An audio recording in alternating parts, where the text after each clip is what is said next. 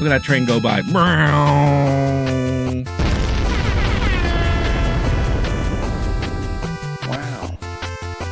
What's up, everybody? Look how dreary it is out there. You know, Jesus Christ rises from the dead, and all of a sudden we get rain. Shouldn't it be like sunny days? Wow. Bright skies? What the hell am I talking about? I don't know. What's up, everyone? I think it's time to let's kick things off, shall we? On this Monday morning. Thank you all for being here. If you are here live, 51 degrees out here in New York City, coming to you live. Good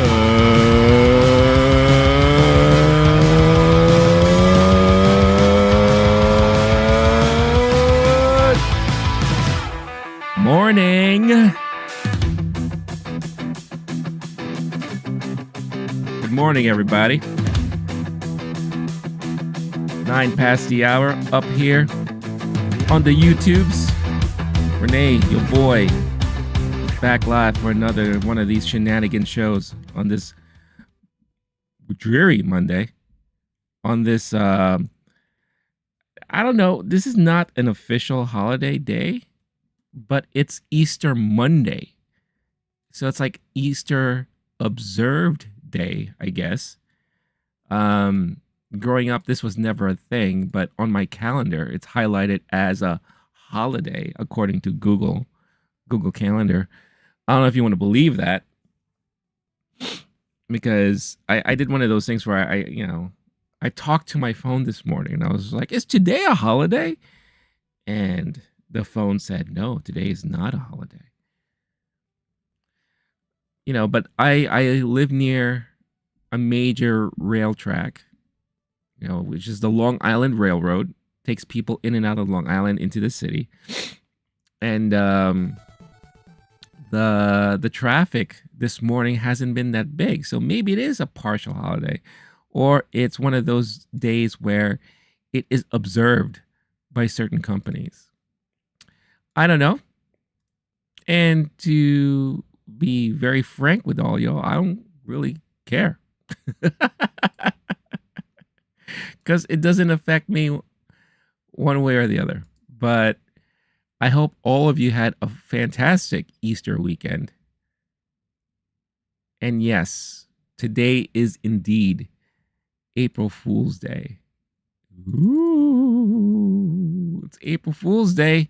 That means you can't trust anything news related at all, because you know there's going to be things coming out online that are going to be half-truths or maybe not true at all. And I think things have started already, early. Because I don't know if this is real or not. It's too good to be true. I really do feel like this is a big troll from a major company.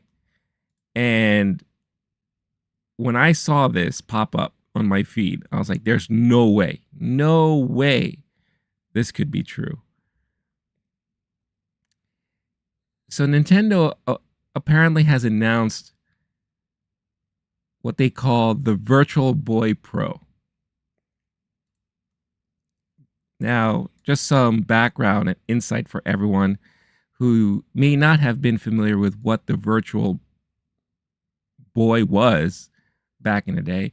It is probably by far Nintendo's biggest flop of a release ever in the history of Nintendo video games. Even more so than the Wii U.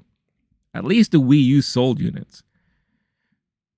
The Virtual Boy came out at a time when we were kind of in between generations.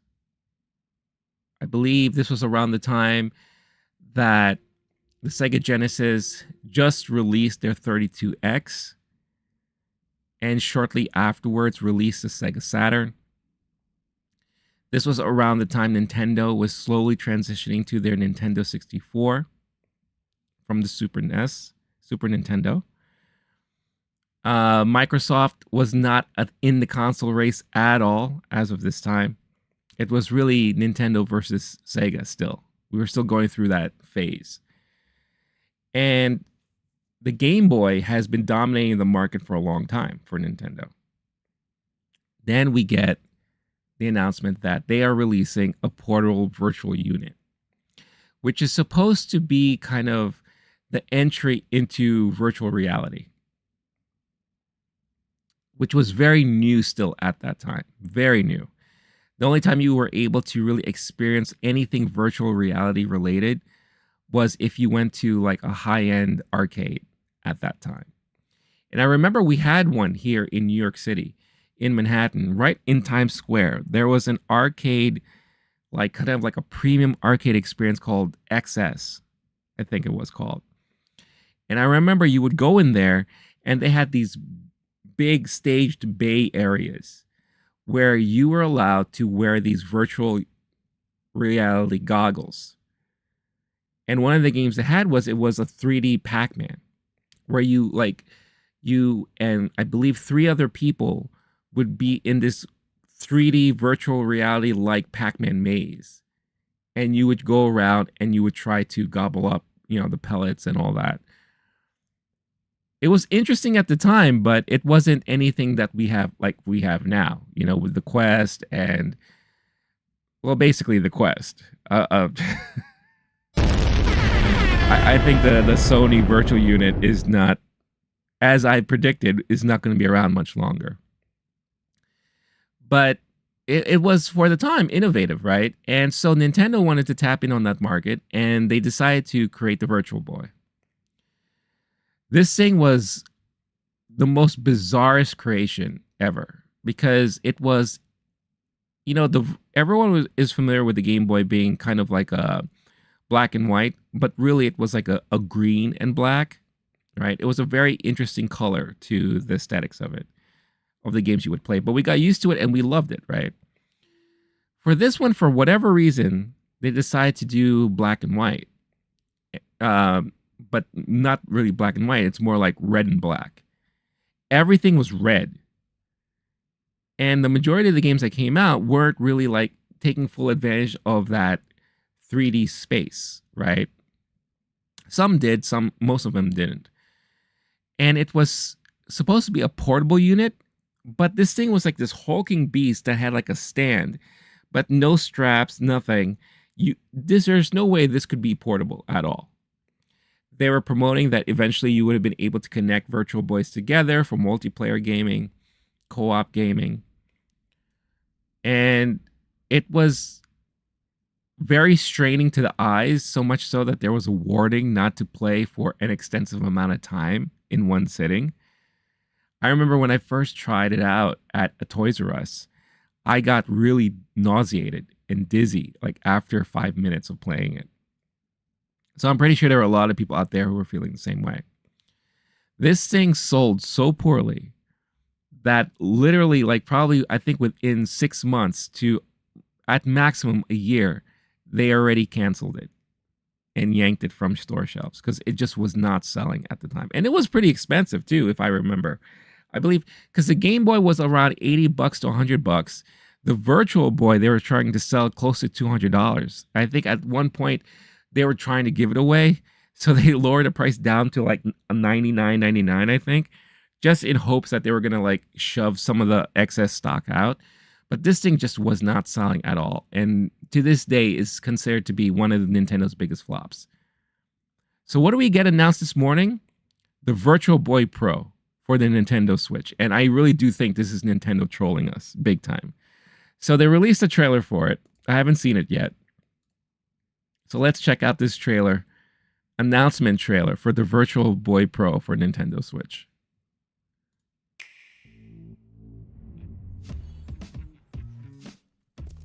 All right, typical Nintendo type commercial. I'm here in my home playing my Switch. Whoa, wait a minute. Whoa, wait a minute. What? That's the unit? Oh my God. What? Are you kidding me? Hold on a second. So basically they have a strap add-on device that you slide your Switch into. This reminds me of like the early 3D accessories or virtual reality accessory they would come out for your cell phone. You could buy these things like at Urban Outfitters or on Amazon, where it's like a cardboard thing that you would put, and you would like kind of turn your phone into like a virtual reality device. This looks ridiculous. This can't be real. There's no way this is real. Link's cork catcher. Yeah, this is big time phony. This is fake. Mario home run. Moving Day Animal Crossing.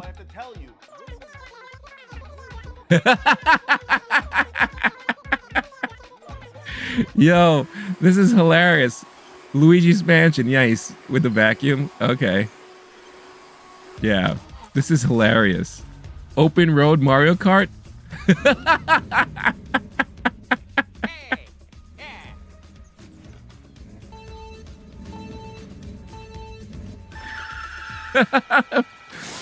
Oh my god. Oh, there it is. See, boom. This is a parody. See? There you go. Yeah. This is, I have to give it to Nintendo. That was well produced, well put together. This is a parody. This is not a real product. See? There you go. So for those people running with this headline right now, I love it because they probably didn't watch the video. But it's hilarious. This is one of the funniest April Fool's Day things I've seen in some time. It kind of reminds me of back in the day when, for those of you who may remember, there was a company called Think Geek, which I really loved. Think Geek. Think Geek was one of the very first online retailers that catered towards the geek audience. The company started around 1999. I did a lot of research on Think Geek recently because I'm actually, I don't want to spoil it, but I'm working on kind of a Think Geek retrospective video. I was hoping and aiming to have it out on time for today, but scheduling and it just became more of a beast of a video that I kind of put a pause on it, and I'll release it either within the month or I'll just wait till next year. We'll see. I'll see how I feel about it after it's all said and done. But Think Geek, again, online retailer focused on the geek culture as far as retail is concerned. So sold a lot of t-shirts, sold a lot of knickknacks for your office, for your for cubicles. Kind of like they had like desktop lights and LED stuff and, kind of interesting toys that you could play around the office with. Little bowling sets for your desk, golf sets. I remember I bought this thing. It was like my own personal Stonehenge and my own little 2001 monolith with a bunch of ape coworkers that I made like a display on my desk. But what brought them into prominence was that in 2001-ish, they started doing special promotions for April Fool's Day where they started announcing upcoming products that you can pre-order. And some of these products were like the craziest shit you ever heard. Like they had like, from the makers of Spam, you have unicorn meat. They had something called your own personal soundtrack t-shirt, where it's a t-shirt that played a song and you could walk around and that's your own personal soundtrack. And then when you clicked on the thing to pre-order, you got brought to a page where it's like, haha, fooled ya, April Fool's Day. But it became so popular that it was an event. Every April Fool's Day, you would go to Think Geek and you couldn't wait to see what product they were going to try to push to you. It got so big that they started doing crowdsourcing where they would hold votes as to which fake product you would actually want them to make into reality. And one of the most famous ones and first ones that they did was the Tauntaun sleeping bag, where they promoted this sleeping bag shaped like a tauntaun that you slept in, kind of like in Empire Strikes Back when Luke and Han used the tauntaun to go inside to keep themselves warm. And when you would open up the tauntaun sleeping bag, it looks like the innards of the tauntaun. And it's like the funniest shit I've ever seen. And at the the head of the sleeping bag is the Tauntaun's head that you could kind of rest your head on. That became so popular that they actually turned it into a real product and they sold it. And it was like a best-selling thing on their site for the longest time. So it reminds me of like those days when it's like a fake product, but it's so well done and so well marketed and produced that it's in the first glance you wouldn't be surprised if this was real, but the more you look at it, it's like, okay, no, there's no way this could be real. But yeah, I miss Think Geek, man. GameStop ruined those guys. Basically, long story short, GameStop bought them around, I want to say, going into the 2010s, because GameStop needed to sell more geek merchandise to kind of save their stores from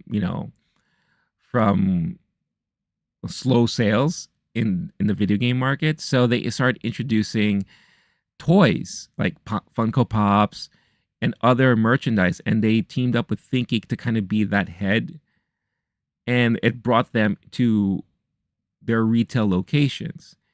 And they totally mismanaged and mishandled the whole company, that whole Think Geek side of things, that eventually they closed it down and they shut it down. And it's such a shame because Think Geek was such a great thing on its own. But I think also Think Geek had a problem with adapting to the changing times. Well, when they were no longer being innovators, now he had so many copycat places doing their own geek merchandise, promoting and marketing to the geek audience, and they weren't ever able to re-innovate themselves. So I think in time they just couldn't keep up. They saw the GameStop as an opportunity to bring it more to retail and more to other audiences and other eyes. And it was just like really poorly mismanaged. I remember going to GameStops at that time and they would have a Think Geek section. So everything that you saw online at the Think Geek online shop, you saw there in person. And I think that's also one thing that kind of hurt them too, because even though they sold a lot of geek merchandise, by the time you got them, sometimes it was not that great of quality, but you didn't care because it was unique, it was different. I think now when people saw the stuff before they actually purchased it, they, in a way, were like, this doesn't really look that great. Concept-wise, it's cool, but now that I see it in person, I'm not going to buy it.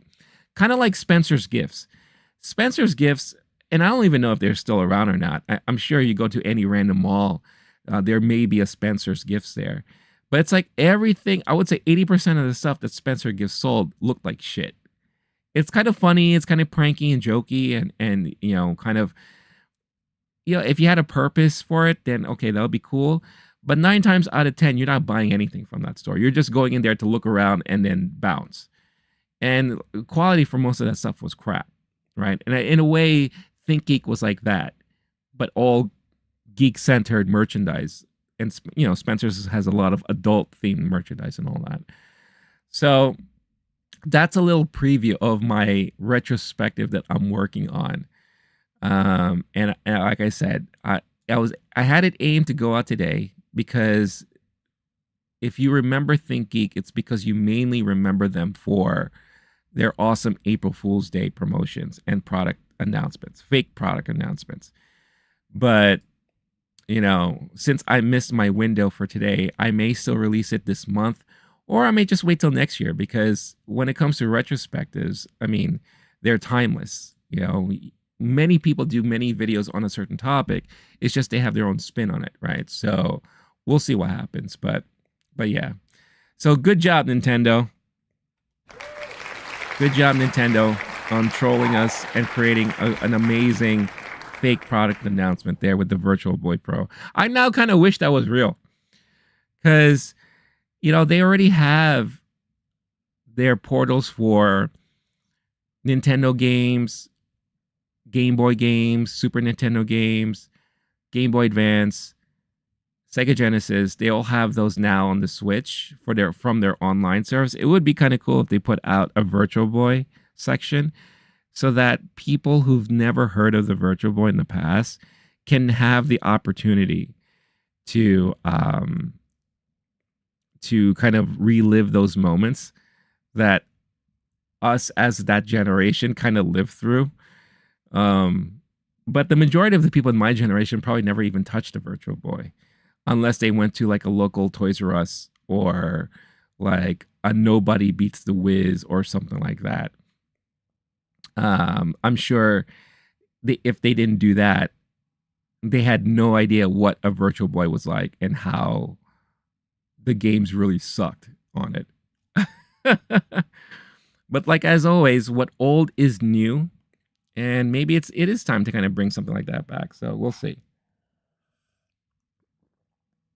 Also I want to say, I don't know if you all know, but McDonald's at one point recently was promoting, I guess, an anime-inspired version of their store that was featured on an anime or whatever, and it's called WickDonald's.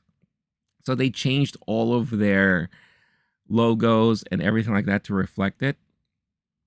So I kept this because I think that's an interesting thing and cross promotion for them.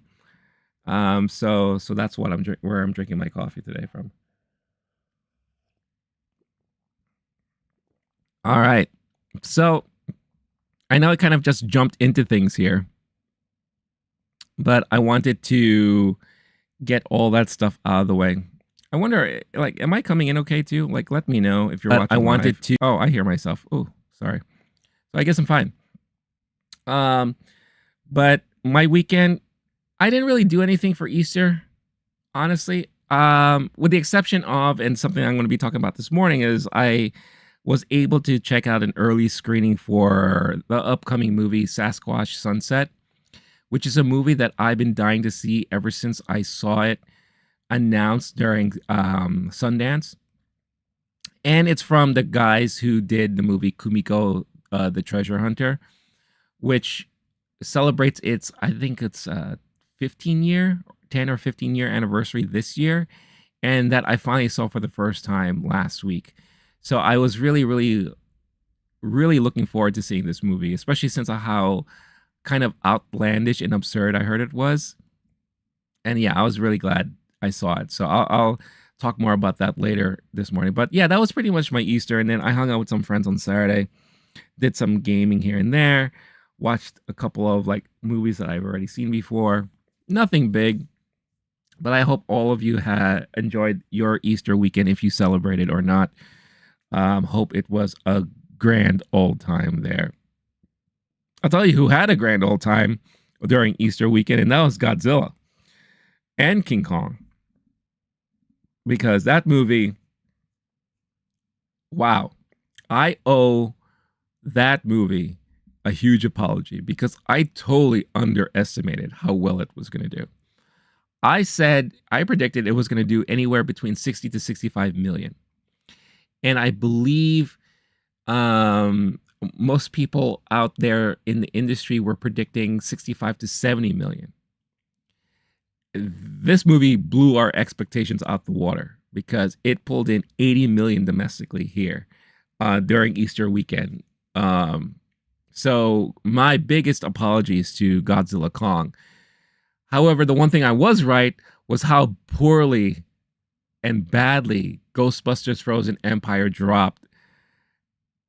And we'll talk about that right now as we go into the weekend box office breakdown. Box office breakdown.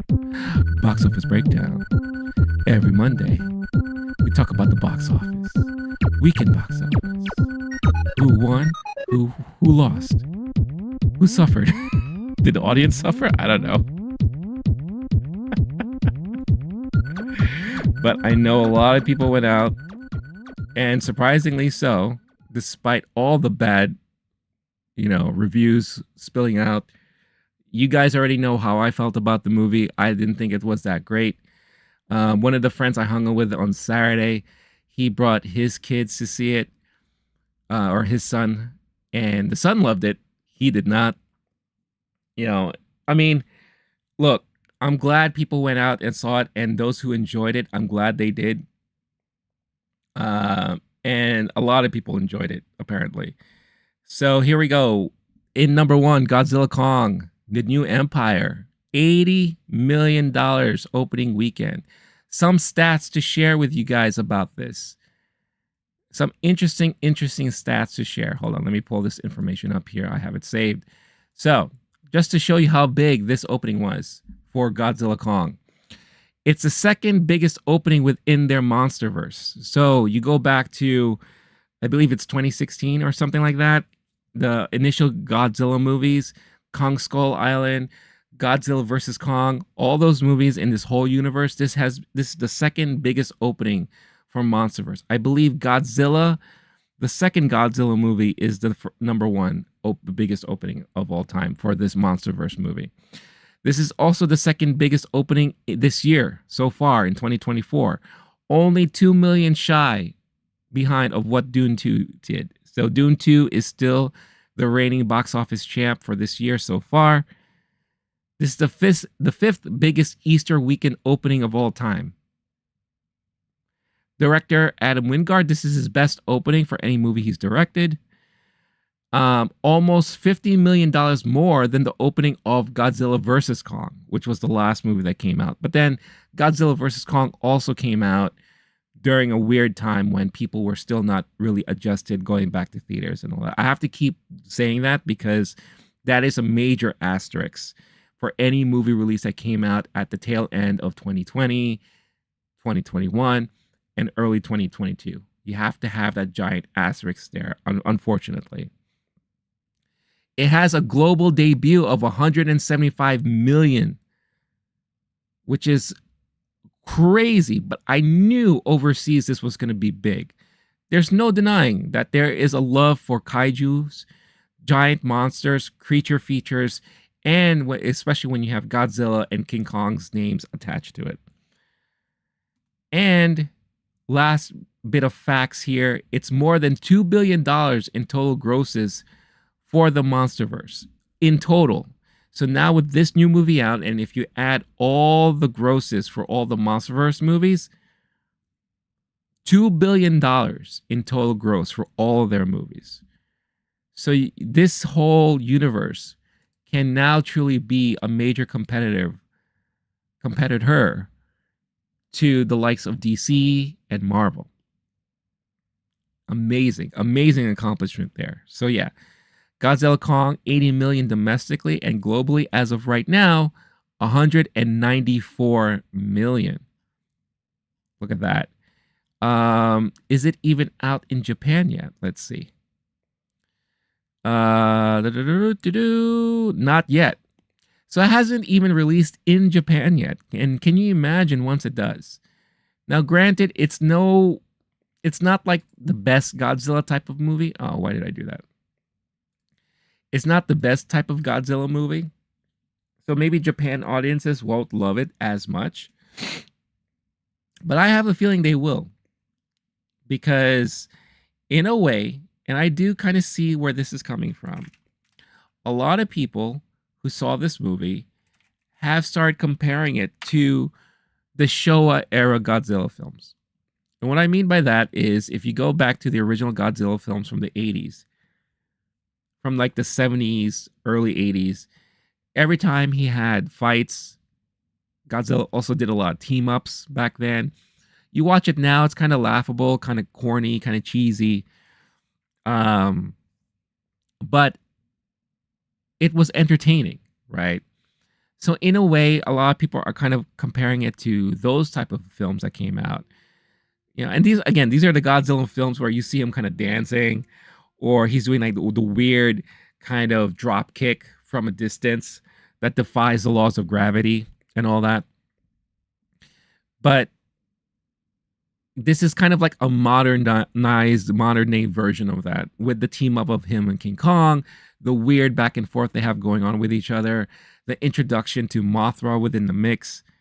Yeah, I was explaining this one particular scene with my friends, and spoiler alert if you haven't seen it yet, but I even brought this up on Friday when I was giving my review of the movie. There's this one part where King Kong realizes that he needs Godzilla's help to fight the big foe in Hollow Earth, which is like the land in the core and center of the earth. So he goes to find Godzilla, and Godzilla approaches him. And as Godzilla's approaching him, he's basically telling Godzilla, "No, wait, hold on." And they start fighting, right? And then as they're fighting, Mothra shows up, and basically it's like, "Chill out, guys. You need to all relax. Everyone needs to work together." And then Godzilla and Kong kind of look at each other. It's like, "Yeah, we're gonna do this. Yeah, we have to do this. All right, let's go." And that's kind of like how the team up happens.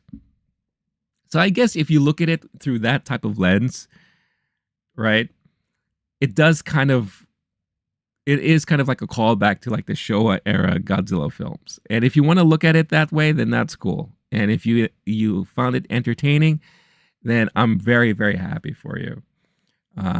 Because yeah, that's all I got to say about that. All right. So now this is weird. I don't know exactly what happened here, but the chart got reset or something happened here. Because Godzilla doesn't show up on this chart anymore. So the numbers is having a problem with their site. So let's go to, even though I can't stand this site anymore, let's go to Box Office Mojo. All right. So we're back here. So here, Box Office Mojo, Godzilla Kong, 80 million, number 1. In number 2, you have Ghostbusters Frozen Empire. Now, I predicted that this was going to drop heavily into second place. I think I predicted like 60% drop overall, 60, 65, and I was right. 65.1% drop from last week, only pulling in 15.7 million domestically here, with a total gross of 73.4 million. So in 2 weeks, Ghostbusters could not pull in what Godzilla Kong pulled in just one weekend. And Easter weekend didn't seem to help at all. As far as globally, worldwide, 108.5 million. So cool, but not great. And I don't think Ghostbusters will have legs carrying into future weeks. This upcoming weekend, there's no major blockbuster movie opening. Monkey Man is opening. I don't think it's going to be like a major blockbuster. I think it might have a chance to come in second. I think Godzilla is still going to be number 1 moving into this upcoming weekend. And Ghostbusters eventually going to fall to third or fourth place. So I don't think Ghostbusters have the legs, unfortunately, for all this. What does have legs, and people are still going to continue to watch this regardless, is Dune Part 2. The majority of the people who are watching Dune Part 2 right now are either the small handful of people that haven't had a chance to see it yet, or the remaining people who are watching it right now are those who are repeat watchers. These are people going back to watch it over and over again. So Dune Part 2 is in third place with 11.1 million. Total domestic gross so far is 252.3 million, with a global box office of 626 million. It's kind of struggled a little bit within the last couple of weeks. Like I said, I don't think this will join the $1 billion club. I still stand by that. At most, it may reach 850 or 900 million. At most. But you could see it's starting to slow down a bit. Kung Fu Panda 4 still in fourth place, 10.2 million, 151.6 million domestically so far. Worldwide, 347, so it's about to hit that 350 mark. Good for Kung Fu Panda. That means we're going to be getting more Kung Fu Panda in the future. You can bet on that. Immaculate, the Sydney Sweeney horror film, 3.2 million, coming in fifth place there, 11.1 million. I think this is still Neon's most successful horror film to date, I think. But still, a lot of people are buzzing about Immaculate. Arthur the King, that's that Wahlberg film with the dog, 2.4 million in sixth place, 19 million domestically overall. Late Night with the Devil, David Desmalchian, 2.2 million, coming in seventh place, just a small drop of 22.2%, but an increase of theaters that they released to. So they increased the theaters that are playing this now. They increased it by 400, like 408 theaters with this. 6.2 million so far domestically. Then we have a couple of new movies that came out, movies that I have no idea what they are. Tilu Square and Crew, these might be foreign films. So they take up the 8 and 9 spot there out of the top 10. Imaginary, the horror film from Blumhouse, fell from 8th to 10th, pulling at 1.4 million there. 26.2 million overall. And then just outside of the top 10, you have other new releases from the previous weeks: Cabrini, Love Lies Bleeding, Problemista, but those are much smaller films. So I don't expect them to come back into the fold there. So that's the box office breakdown from the weekend. Again, major win for Godzilla Kong. That MonsterVerse franchise is going to be around for a whole lot longer. No surprise, really, to think about it when you really think about it. Like I said, I knew it was going to do major business, big business. I just underestimated it. I really did. And I did forget that it was kind of quote unquote a holiday weekend for a lot of people. So I'm pretty sure a lot of people who went out to eat brunch for Easter, went to check out the Easter parade, came back and say, hey, let's go watch a movie. Oh, there's that new Godzilla movie. It's one of those movies that a group of people can go and watch and not have to be so serious about. They could just go watch this thing and just relax and chill out, and have a good time. So I'm pretty sure there were a lot of those type of viewings, families and all that. And it is a very family friendly type of film. Like I said, my friend took his son and his son loved it, despite, him himself not liking it so much. And we had a good conversation about all that. But so there you go. And like I said, moving into this weekend, I still think Godzilla Kong is going to be number one. Monkey Man has a good chance of breaking into either second or third for its debut. And if you don't know Monkey Man's a Dev Patel directed. I think it's his first time directing. And it's kind of like another action film that is, you could compare it easily to like a John Wick. It looks like a crazy balls to the wall type of action film. It was originally scheduled to come out on Netflix, I believe. Then when Jordan Peele saw it, he's like, no, there's no way this deserves a theatrical release. And so he worked with Dev Patel to make sure that happens. So I do think that has the potential to kind of crack into the top 5 for sure. Where it lands, I don't know. I think personally, I think it's going to land in second place, with Ghostbusters falling to third and Dune falling to fourth. But we'll see. We'll see how it all pans out by the end of the day there. So that is the box office there. Let me know if you spent the weekend at all watching any movies, whether it's in the theaters or at home. Like I said, Easter is usually the time to, hang out and, celebrate some movie times. It's kind of the unofficial welcoming of spring. Whenever Easter comes around, it's a nice reminder. It's like, oh, we're in spring now. Summer is literally right around the corner. So, yeah, let me know what you guys watched at home or outside. The movie that my friends and I watched was for me it was a rewatch. For my other friend, it was a rewatch too. My two other friends, the first time they saw it, was that Dragon Ball Z movie that came out a couple of years ago, Dragon Ball Superhero. It was just so nice to see it again because, again, huge.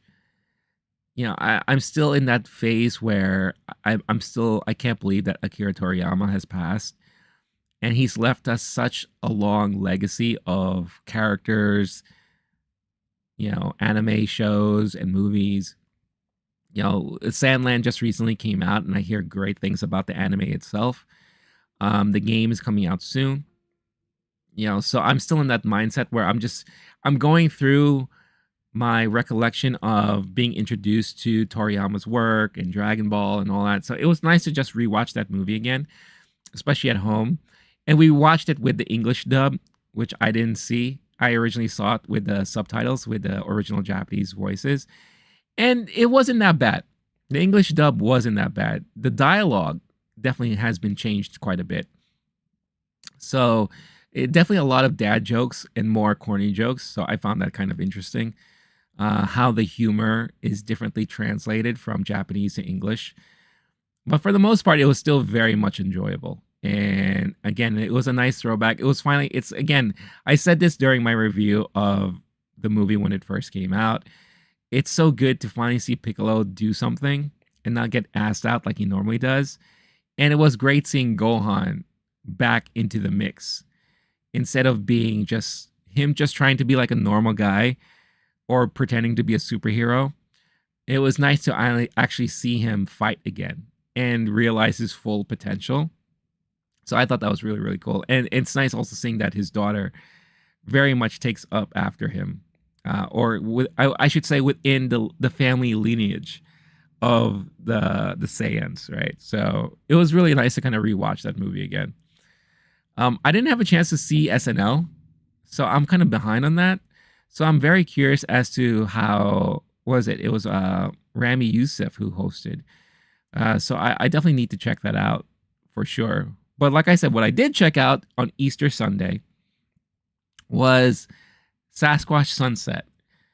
And I was lucky enough to get invited to watch this screening at my favorite place, one of my favorite places in the whole world, the Museum of Moving Image. They do a lot of great stuff there. And when they do screenings like this, I get really excited because they work hard to secure screening for their members, and they always try to bring some people from the creative side to talk about the film. And they had the writers and directors there, the brothers, David and Nathan Zeller. I think those are the ones, right? I think those are their names. Hold on. Let me just make sure that I have their names correct. Nathan. Yeah, David and Nathan. I was right. So David and Nathan Zellner, sorry, who wrote and directed this film together. Nathan actually stars in the film as one of the Sasquatch, which is funny. And of course, he's alongside Jesse Eisenberg and Riley Keough, who star in this film. I can now officially say that I watched the film with Riley Keough in it, who is someone who I'm not very familiar with, but she's been kind of like an up and coming actress in the last couple of years. I would say, I think she's more tied to like online streaming stuff, a lot of stuff that I don't watch. But I'm glad to see. Well, it's funny. I can't really say I've seen her act because everyone is in prosthetics. Everyone is in heavy costume and makeup, which for the most part is so hilarious if they like really think about. But also they teamed up with the production company of Ari Aster, Square Peg, who helped produce this film. And from what they said, because there was a nice intro Q&A to the film by Nathan and David, which I was able to capture and record. So stay tuned to the channel. I will be posting that video on the channel tomorrow, so that you could kind of hear them talk about what made them come up with this movie and their inspirations for the movie and all that. But they mentioned that they worked with Ari and his production company for the creature effects. So for the makeup, the costuming, and another thing in it too that I'll get into later on. Interesting creature effects. And when I saw it, I was like, oh my God, this reminds me very much of like an Ari Aster movie. But yeah, like I said, when I heard about this movie coming out of Sundance, I knew right away this was a movie I had to see. You have Nathan and David, who were also involved in creating Kumiko the Treasure Hunter, a movie that was released around 15 years ago, I would say 10 or 15 years ago. And I just watched recently last week, and I really loved that movie too. I thought the movie was very well done, especially when you think about the urban legend that it's based off of, where there are some truth behind it of an event that really truly happened. And it does seem like they kind of are drawn to these urban legend type of stories that leads to them doing a movie like this. And they touched base on it a little bit during the Q&A too. The premise behind this is just think of day in the life of Bigfoot and his family. That's basically what this movie is about. Is like you go through an entire year. Each chapter is divided by season, and you just go through the life of this family of Sasquatches, and you just see the most feral and animalistic experiences that they go through on a day-to-day basis. You know, animals being animals. That's basically bottom line what you see here. And it is such a bizarre concept, and when you watch it, it's also equally bizarre, but it was extremely entertaining. My on Letterboxd, I described it almost like watching a full-length feature film of the apes portion of the movie 2001. You know, when they talked about like the early apes, early man, and you see how they evolved. It's basically like watching an entire feature film of a family of those type of like creatures together, just going through everyday life, everyday life that involves one of the following: eating, shitting or pissing, getting horny and wanting to have sex, moving from section to section, and then building a place for them to sleep, and then rinse and repeat. That's basically how their day-to-day was. And you have a family of 4 here. So basically you have the one female played by Riley, right? The female Sasquatch. You have like the older Sasquatch played by Nathan. You have kind of the younger one, a little younger from the older one, played by Jesse Eisenberg. And I don't really know what his relation is there. He may be the brother of the older one, or maybe the brother of the woman, or something. He's just there. And then you have a younger one who plays kind of like the son of Riley's character. I don't know if he is the son of her and the older Sasquatch, maybe.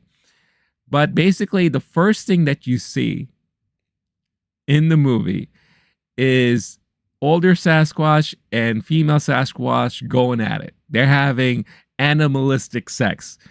And you have the other two just watching, which is so freaking hilarious. And it's just animals being animals, right? And then shortly after that, they just go about their business. They eat some food, they eat some grass, they're grazing, they're looking up into the sky and grunting, right? There's no lines of dialogue throughout this entire film. Nothing whatsoever. It's just a bunch of grunting, hooting, hollering. At one point, they're throwing poo at creatures. It is so fucking bizarre. It is the most bizarre movie, but I loved it. It's like my type of bizarre. It's so funny and so great to see.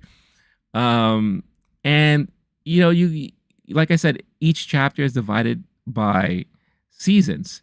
So you start off in spring, then we see how it is when they go into summer, fall, and then winter. And as the story progresses, there are challenges that they go through, and one of the biggest challenges is family dynamic.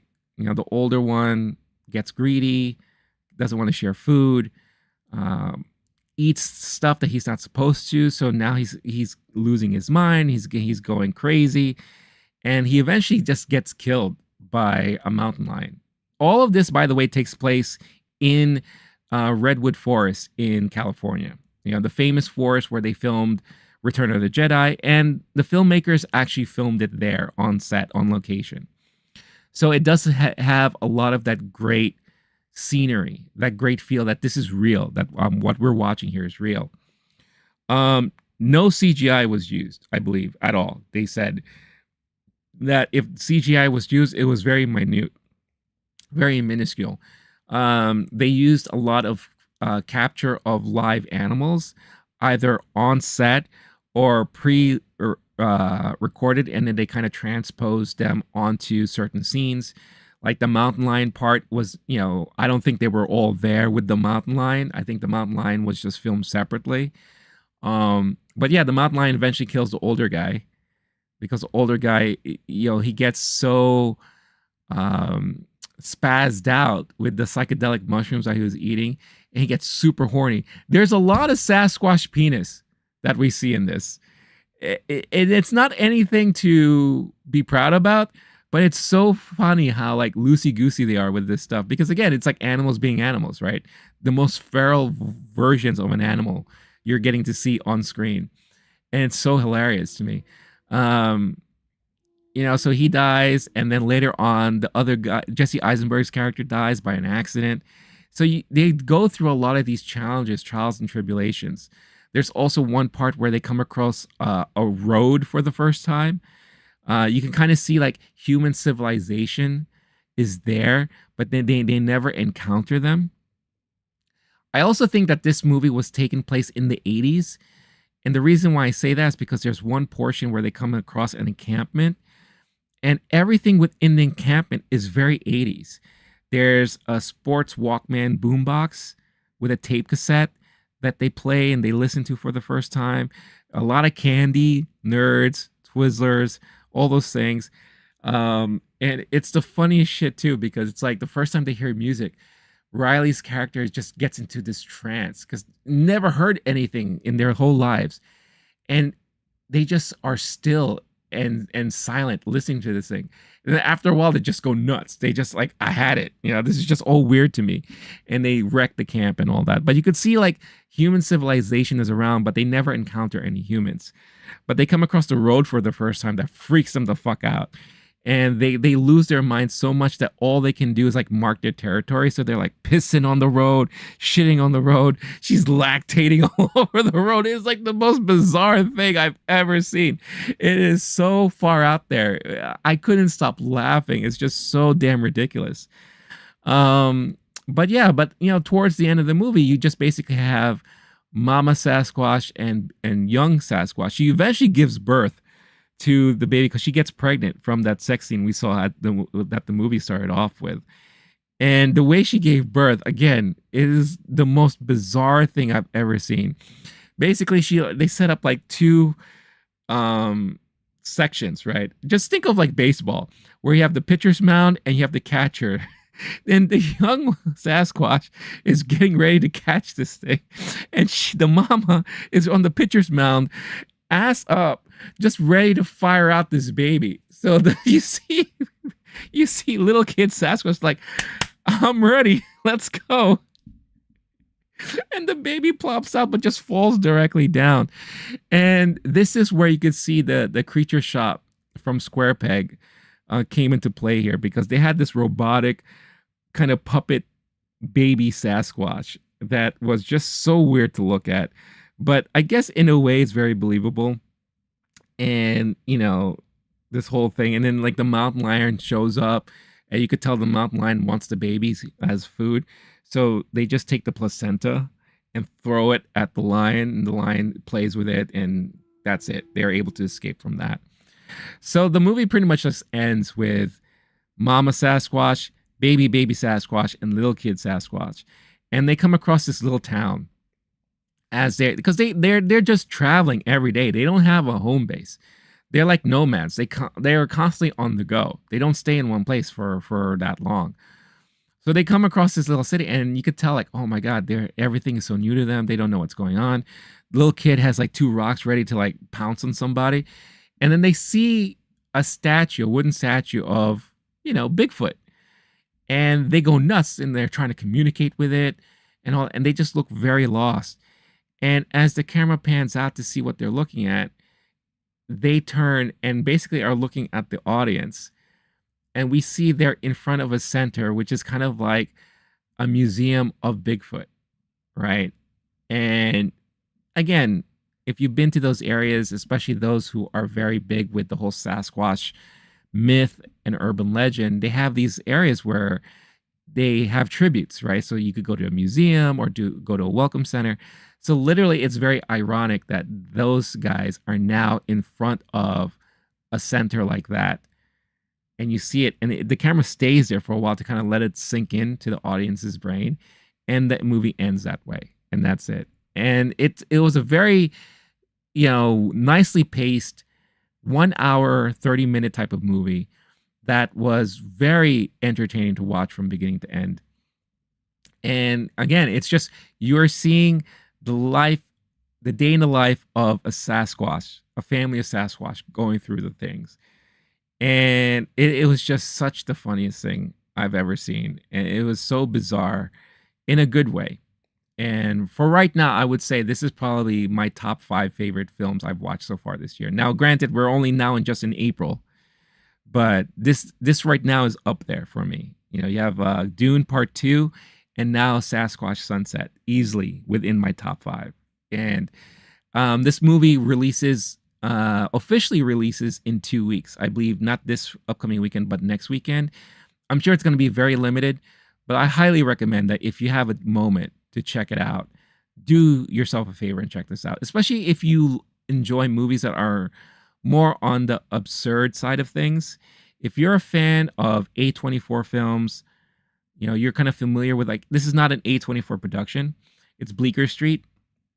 And they're doing a lot of great independent films releases, and they're trying to get more indie films out in theaters these days. So kudos to those guys. Like, I really enjoy what they're doing now with the movies that they're working with. I believe Bleecker Street also was responsible, or at least helped get the movie Jules out last year. I could be very wrong. Don't quote me on that.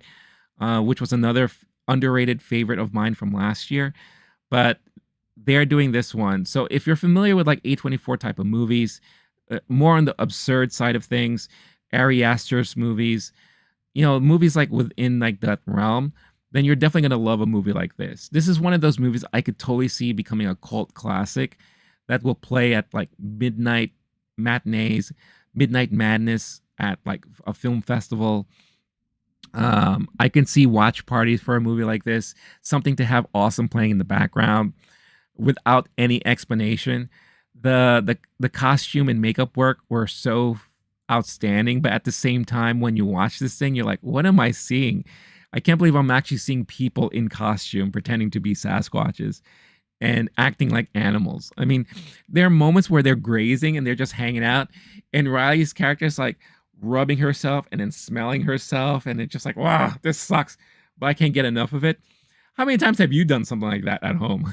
Where you like scratch your armpit or whatever, and you're like, you always sniff it. They do all those things. The men are always super horny, which is hilarious, and they're always hungry. They're always eating everything. The boy, the young kid Sasquatch is so adorable. He loves animals, so he's always like waving to animals as he sees the animals. There's this one funny moment where they with a turtle, where he's trying to be friends with the turtle, and he loves kissing everything. He kisses snakes. He's trying to kiss a turtle, and the turtle kind of like latches onto his tongue. And there's this montage of just him going nuts with this turtle, and they're trying to get the turtle off him. And then one of the Sasquatch takes a turtle and starts using it like a phone, like, and then passes on to the other one. He's like, and he just like, fuck this. It just tosses the turtle away. It's just so stupid. But I couldn't stop laughing. It was just so hilarious. So hilarious. So yeah. So again, everything was just so well done, well paced. The performances, you got to give it up to Jesse Eisenberg and Riley Keough for their performances. No dialogue, just basically instruction of acting like an animal, grunting and all that. You could, if you were to sit down and watch this at home, you could probably easily create dialogue on your own and do like a overdub as to what's going on there. And I'm sure that would make for a very hilarious commentary track. But it was very well done. The cinematography was actually really nice, and they said they worked with a well-known cinematographer that has been in the business for a while. But great scenery and landscapes within the Redwood Forest, like amazing. And like I said, since they filmed on location, everything felt authentic. Everything felt real. And it really helps with putting you in the mood, because you need that. You need to be able to feel like this is real, because you're watching people that aren't real, you know? At least I don't think they're real. Maybe they do exist out there. Who knows? But it was just so nice seeing that kind of contrast. And very timely too, because wasn't there like a news article or a news thing about this expedition group that like Expedition Sasquatch or Bigfoot, and they hired like I think the owner of the group actually dresses up as Bigfoot, and it's a helicopter ride over the forest. And what he does is he basically just walks around as if giving that illusion that if you were to see a Bigfoot, this is what Bigfoot would look like and what would be doing if you happen to come across a Bigfoot. So it's kind of timely for something like that and then a movie like this to come out. Because it does definitely kind of play along that whole thing of like, if we were to like watch and observe a family of big feet, I guess that's what you would call them plural, right? Big feet, Sasquatches, how would it look like? So this is it. This is your nature documentary. This is your National Geo, your Nat Geo, day in the life of Sasquatch or Bigfoot. You know, this is your big expose. And I thought it was very well done. Like I said, definitely worth the watch. So if you have the moment, definitely check it out. I really, really thoroughly enjoyed it.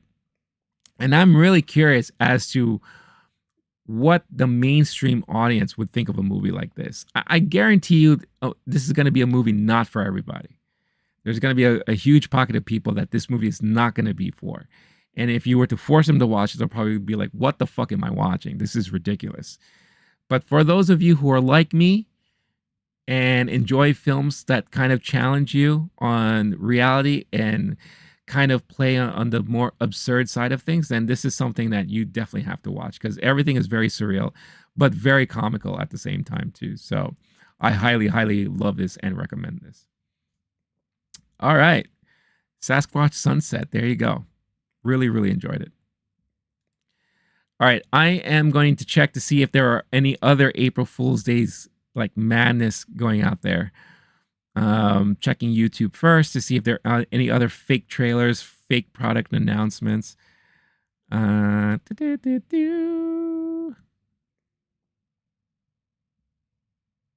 Doesn't seem like there's much of any. At least not yet. I should check Twitter to see, or X to see if there are any other stupid announcements.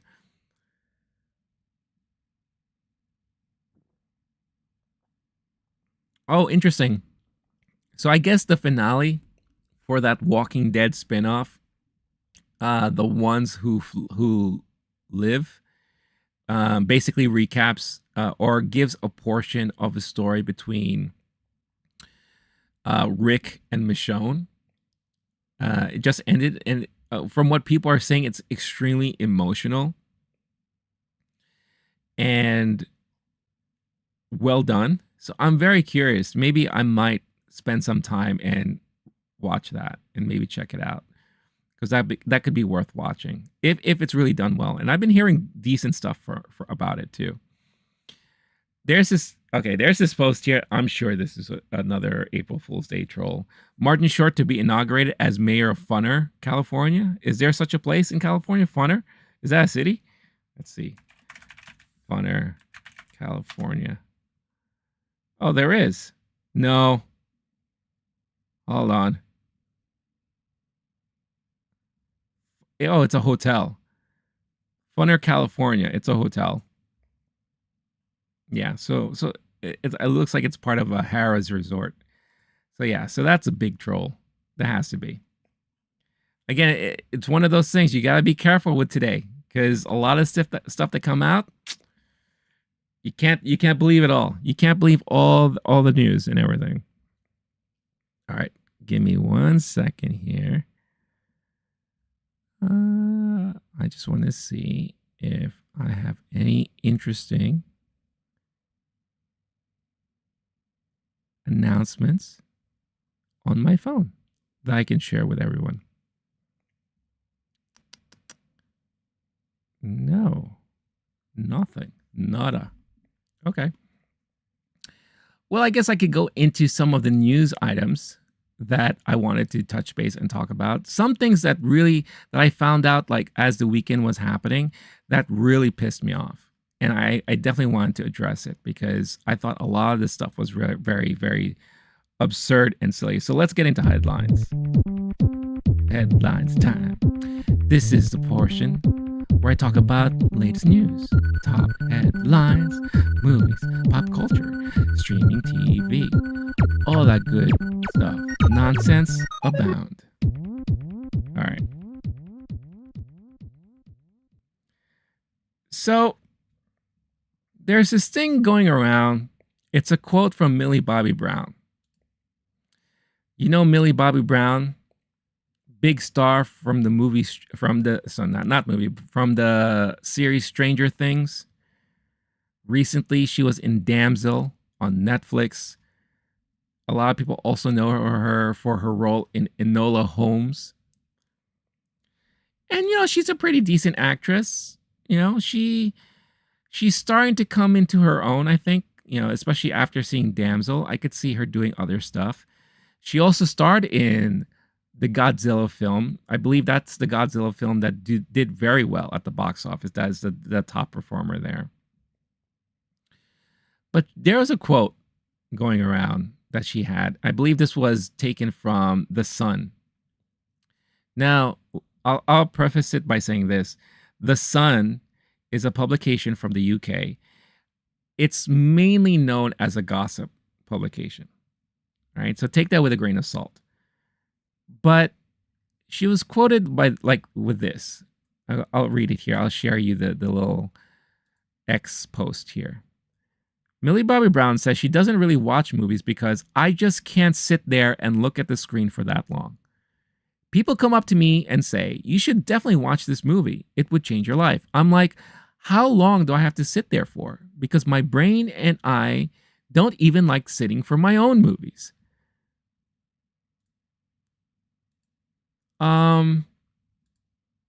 Well, what the hell's going on here? Sorry, I didn't mean that. What is she saying? What is she talking about? Why would you even say something like that? Like, that makes no sense as to why someone like her would say something as stupid as that. And I think that speaks a lot to her generation. Now, Millie Bobby Brown, I think, is 20 years old or 22. Let's see.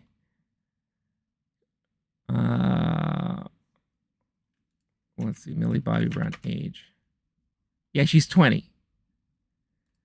So she's part of this TikTok generation. And this is one of the things that I worry about when it comes to the younger generation.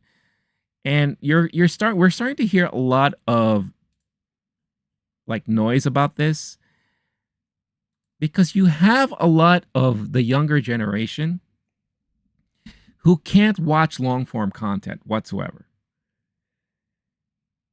Their attention spans are so bad that they can only watch quick snippets. Hence why TikTok is so popular, Instagram, YouTube Shorts, all that. They are so used of only watching 1-minute clips at a time, and then they move on. And they keep consuming content this way. And more, we're starting to hear that this generation cannot sit through a 10-minute, 20-minute video on YouTube, let alone an hour and a half or 2-hour movie at home without taking breaks or flipping through their phone as they're doing that. Hell, I know people in their 30s who can't stop doing that. And she is a great example by that comment alone as, you know, someone who cannot consume regular content. But another thing that really baffles me too is that she's an actress. She does things like star in movies. She has her own movies. She stars in a TV series that is very cinematic in its own way. And someone like her can't sit down and watch something equivalent to what she does for a living. How does she do research?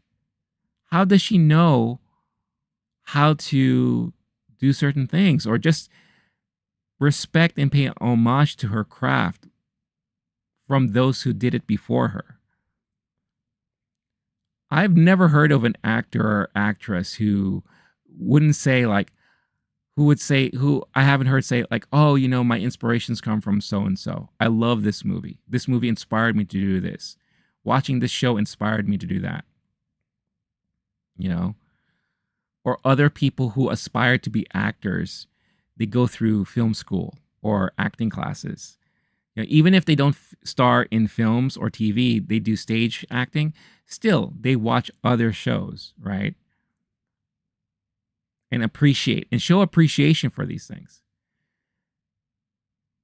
But she's flat out going out there with the narrative that she's like, yeah, I don't watch movies. I can't stand it. My brain doesn't process those things. Like, what kind of message is that to send out there to your fans, to your generation? You know, it's not good. It's not a great message. And it pisses me off because it's like, time and time again, I hate seeing people that don't give movies a shot. You know, companies are starting to entertain the thought and idea of catering to this shorter attention spans of people. What was it? There was a rumor going out there that they were planning on doing TikTok-like episodes for a certain series to celebrate the anniversary of The Sopranos. They put out TikTok episodes of their seasons of Sopranos in short bursts for people to watch. Like, once you start getting these studios catering to this, it's going to kill this type of content. It's going to kill like movies, longer form content. You know, for someone like me, those snippets are cool and all that, but I need more info. I want to know the ins and outs. I want to learn, right? I want to get immersed. And people aren't getting immersed anymore. You know, I wonder if this is also hurting creativity, if it's hurting creative thoughts or creative mindsets. I feel like now everyone is just thinking of 1 minute snippets. What can I do in 1 minute that will entertain somebody? You know, and it's unfortunate. That's not. I mean, yes, it is creative in a certain way, but I challenge someone to tell a full story in a minute. Not gonna happen. Not gonna happen. At least not in the way I would want to see it. Not in the least.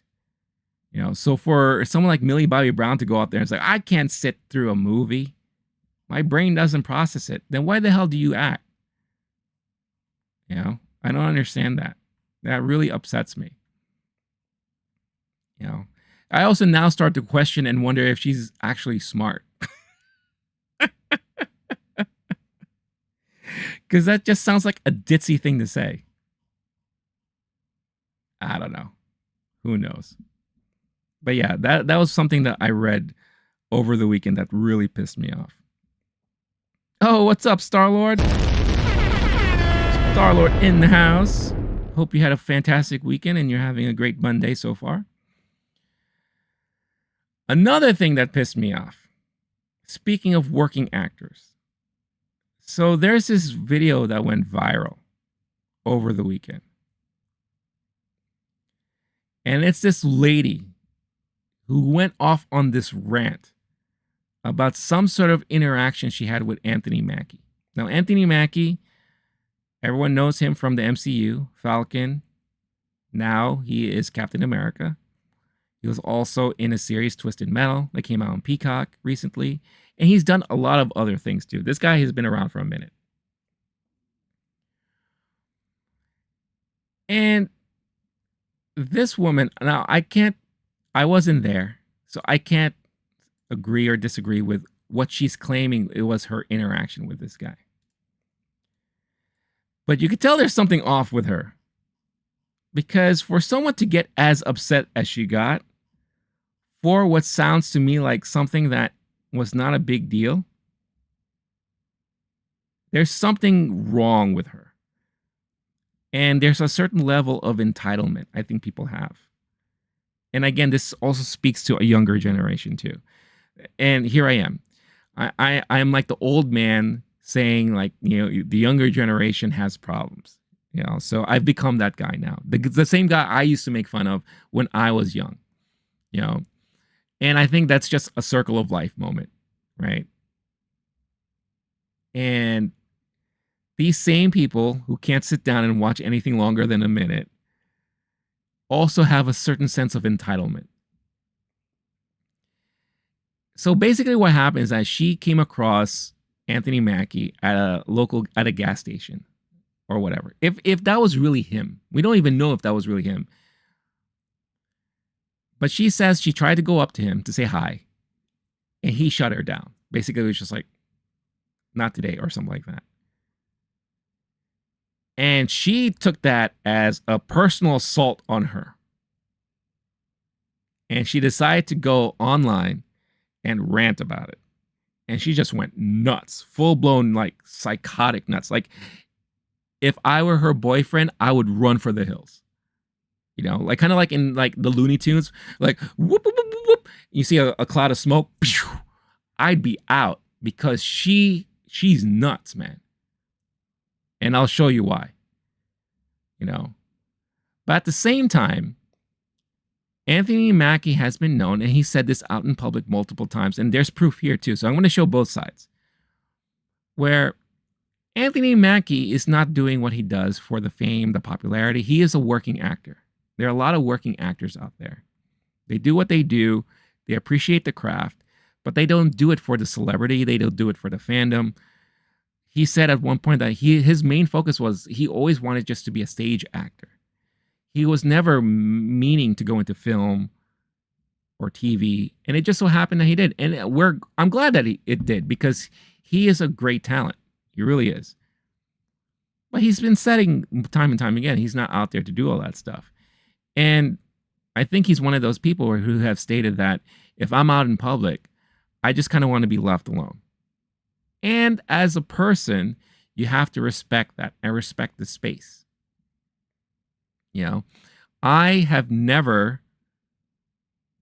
really went out of my way to approach any celebrity that I bumped into. And again, I live in New York, and it happens to me every time. There's what we call New York moments. And there's always a New York moment that happens to anyone who's lived in New York for a certain amount of years, or me, it's like most of my life, where I have come across numerous times, in multiple occasions, celebrities. I'd be walking around the city and I see Matt Damon just walking right by me. Ron Perlman, for multiple blocks, was right behind me, walking around the city of New York. A lot of my friends, if you've been in Midtown long enough, at one point in your life, you will bump into Sarah Jessica Parker. That's just how it goes.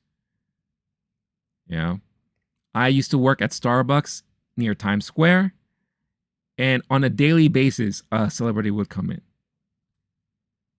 Numerous amounts. Quentin Tarantino, Matthew Broderick, Debbie Gibson, Boomer Esiason, Weezer, the band, my all-time favorite band of all time. And yeah, I geeked out a little bit, but I never went out of my way to say, hey, what's up, guys? Of course, if they wanted to order something, I would treat them like a customer, but then that's it. But never have I chased anyone down, approached anyone. And of course, yeah, I do screenings. I go to screenings where there's celebrities there, right? But I never like yesterday's screening of Sasquatch Sunset. I'm there, and what walks in? A guy dressed up as Bigfoot, and decides to sit in the front row. And I'm like, all right, that's kind of, that's funny, that's cute. But you're trying to get the attention. You're going out of your way to get the attention of the director and writer there. Why? Why is that so important to you? I don't know. It's a mentality and mindset that I just don't possess. Like, I don't geek out over a lot of things like that. Yes, I do. When I see them, it's like, oh, that's awesome. Look at who's over there. But I don't like fangirl my way to them or anything like that. I think once I did go out of my way just to say my appreciation to someone. And that was at a convention. I was at a convention. And this was before anyone really knew who he was. But I saw Joe Quesada, who at one point was editor-in-chief of Marvel Comics. But I knew him before when he was just an artist for Marvel. He did a lot of Spider-Man comics and all that stuff like that.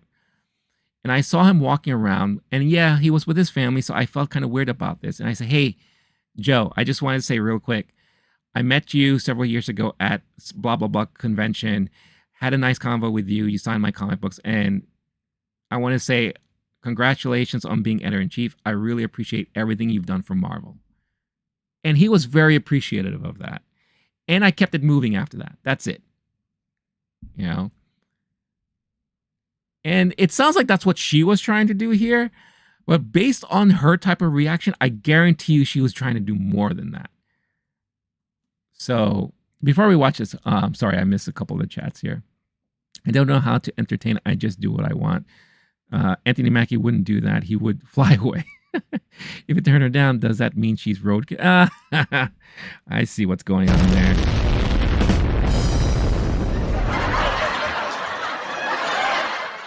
I don't want to ever meet celebrities because I love their work. Yeah, that's another thing too. You got to be careful what you wish for, because sometimes meeting your heroes aren't always the best thing. Aren't always the best thing. Because you may find out that they really are a dick in person, right? That's just how life is.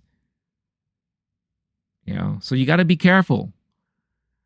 You know, with all the Puff Daddy stuff going around right now, I remember there was a time I bumped into him right in front of Madison Square Garden. And it was one of the, again, New York moment. I walked around the corner of the block and boom, he was right in front of me. And he was just there talking on his cell phone. And some woman ran up to him, wanted to take a picture. And I was just like, oh, shit, there's Puff Daddy. And then he walked into, I kid you not, a full-on 100% chromed out Bentley. The entire car was chrome. The doors, the roof, the hood, everything was chrome. I felt like he walked into a mirror. I'm like, hey, good for him. Bad boy for life. Now look, he's running away from the feds. But anyway, here is this woman's rant of a video.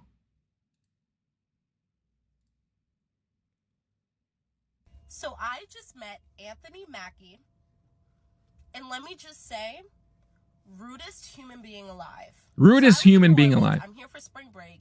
Apparently Anthony Mackie. By the way, how do you get so angry that you feel the need to have to record yourself and post a video online about it? So this tells me one thing. She probably does this for a living. Or she does this on the regular, where she just posts a lot of videos of herself bullshitting about whatever. So I guarantee you, again, I wasn't there, but I have this sense in me that she probably saw Anthony Mackie and she probably ran up to him with her phone. Either wanted to take a selfie video or a selfie. You know, I guarantee you that's what happened. Because there's no way that didn't happen in this case. I had a bad experience at Dunkin' Donuts, right?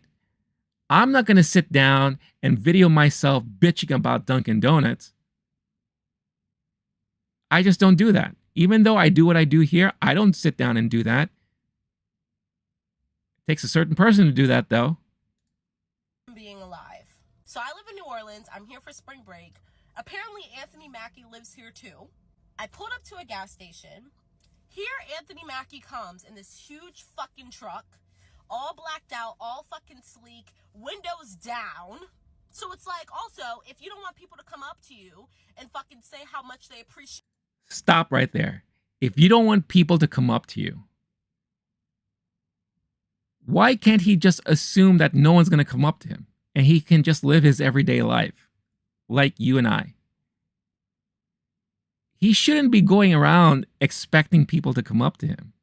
It shouldn't be like that. And I get it. Stardom is hard. Being a celebrity is difficult. You lose that freedom. And you hear time and time again, whenever, you know, celebrities are being interviewed, they say the one thing they wish they could get back is their freedom to walk around and their freedom to just be able to go to a mall or whatever the case is. I get it. They can't do that.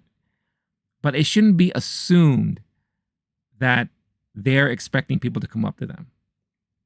As a society, as people who consume this type of stuff, we should be respectful to not have to go up to them.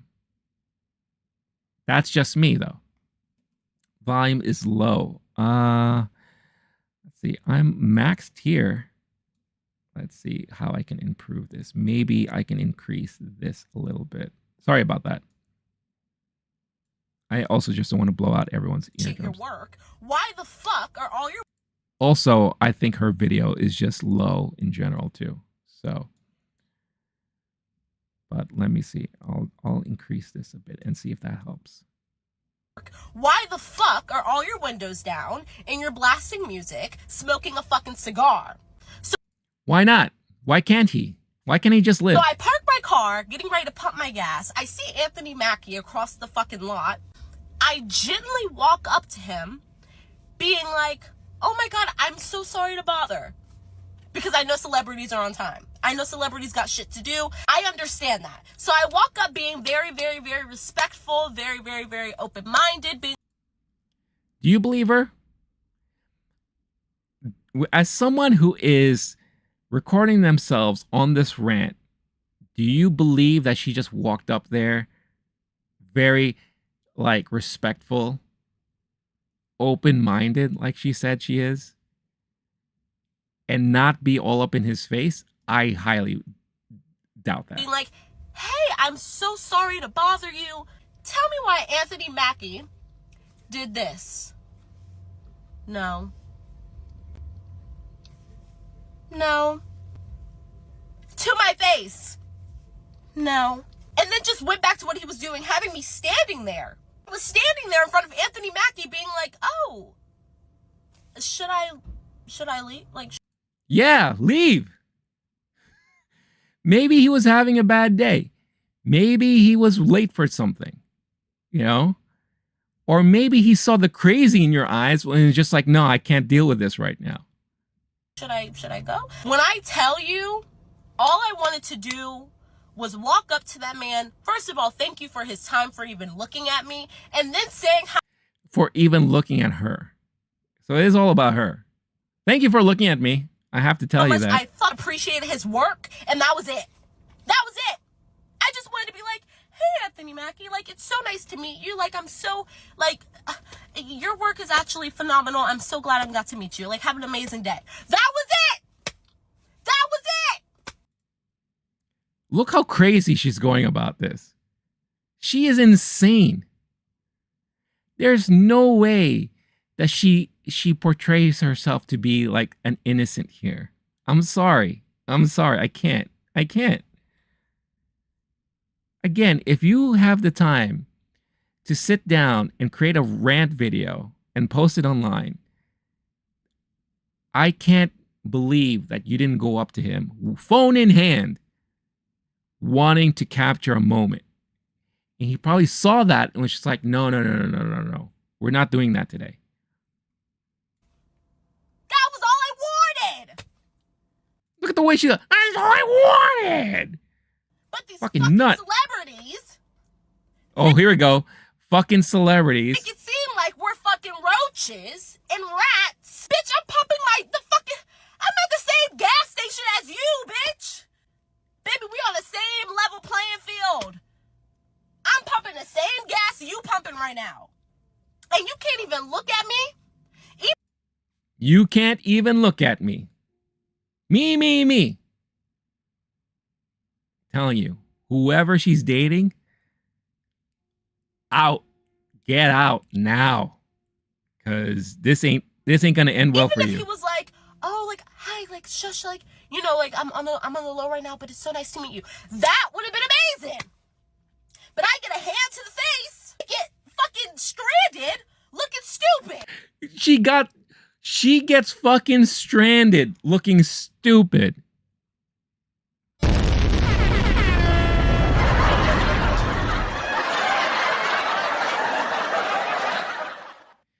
You get fucking stranded looking stupid.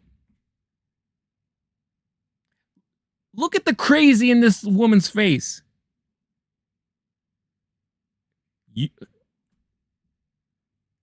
No, son. She is beyond psycho.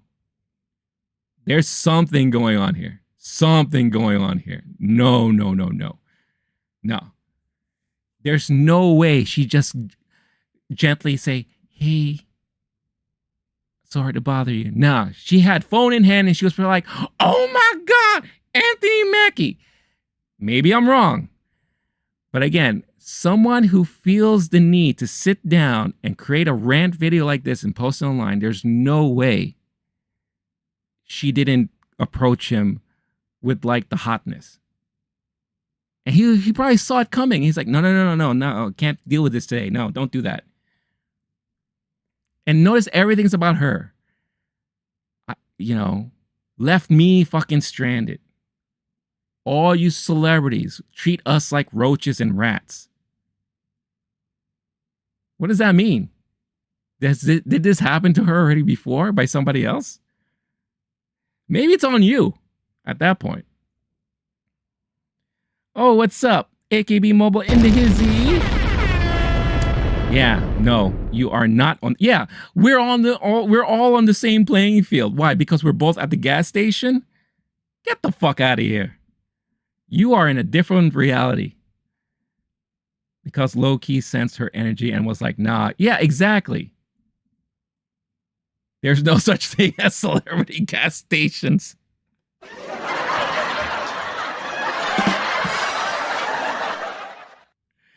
I mean, look at this woman. She's going so nuts for this. Why? Why? Anthony Mackie, the rudest celebrity. The rudest celebrity. The rudest celebrity. You make celebrities look bad. Anthony Mackie makes celebrities look bad. You heard it here first, ladies and gentlemen. You blew it! Anthony Mackie makes all celebrities look bad. Coming from her, making a group of people look bad. Sorry, I'm just calling it like I see it. You do. You make them look bad. Like, oh, this is a face. This is the poster child for being wronged by the celebrity world. Right here. That's the poster child right there. Celebrities treat us like rats and roaches. That's the headline right there. And this is the face of the representation of those who have been scorned by the celebrity world.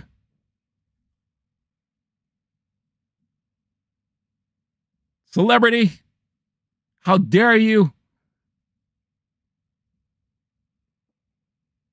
The rudest fan. Real fans know that if a celebrity doesn't acknowledge you, that's okay. It happens.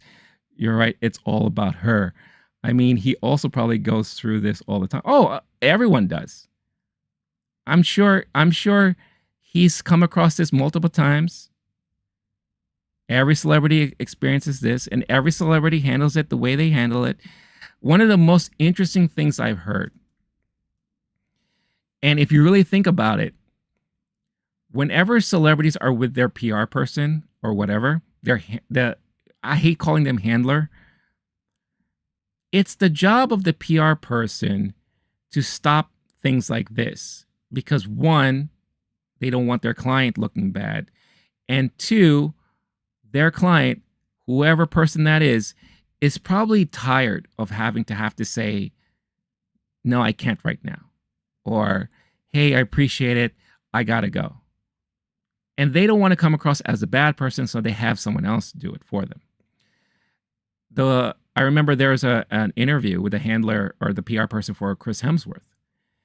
And she said it's hard because he never wants to say no to anybody.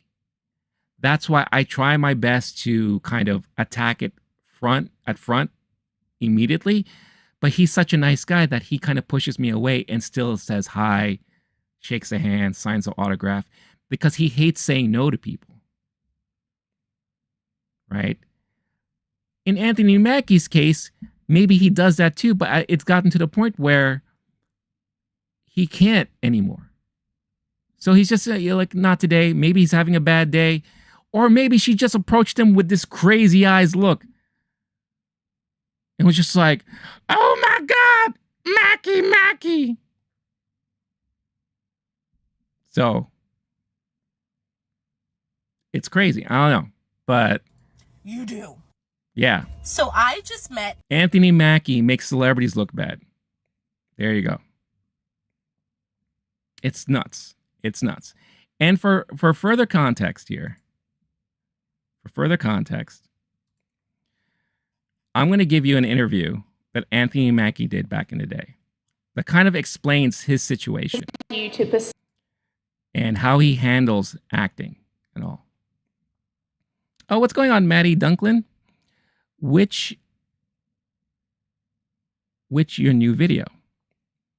What do you mean? Are you looking for a new video that I put up there that I have released? I mean, right now, the latest video that I did personally was I did what did I do? I think I did a live reaction or a reaction to a trailer recently.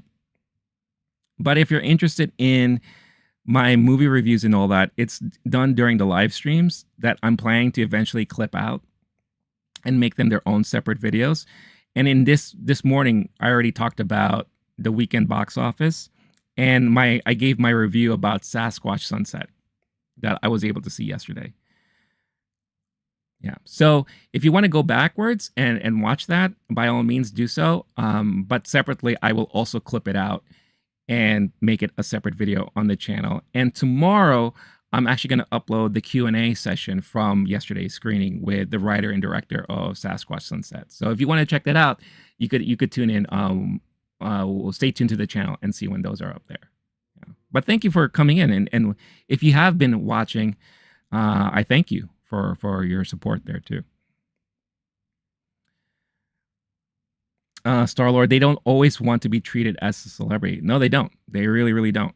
But here's an interview from Anthony Mackie, which I think is very interesting to watch. See you acting as a career, especially when it's such a hard industry to break into and be successful in?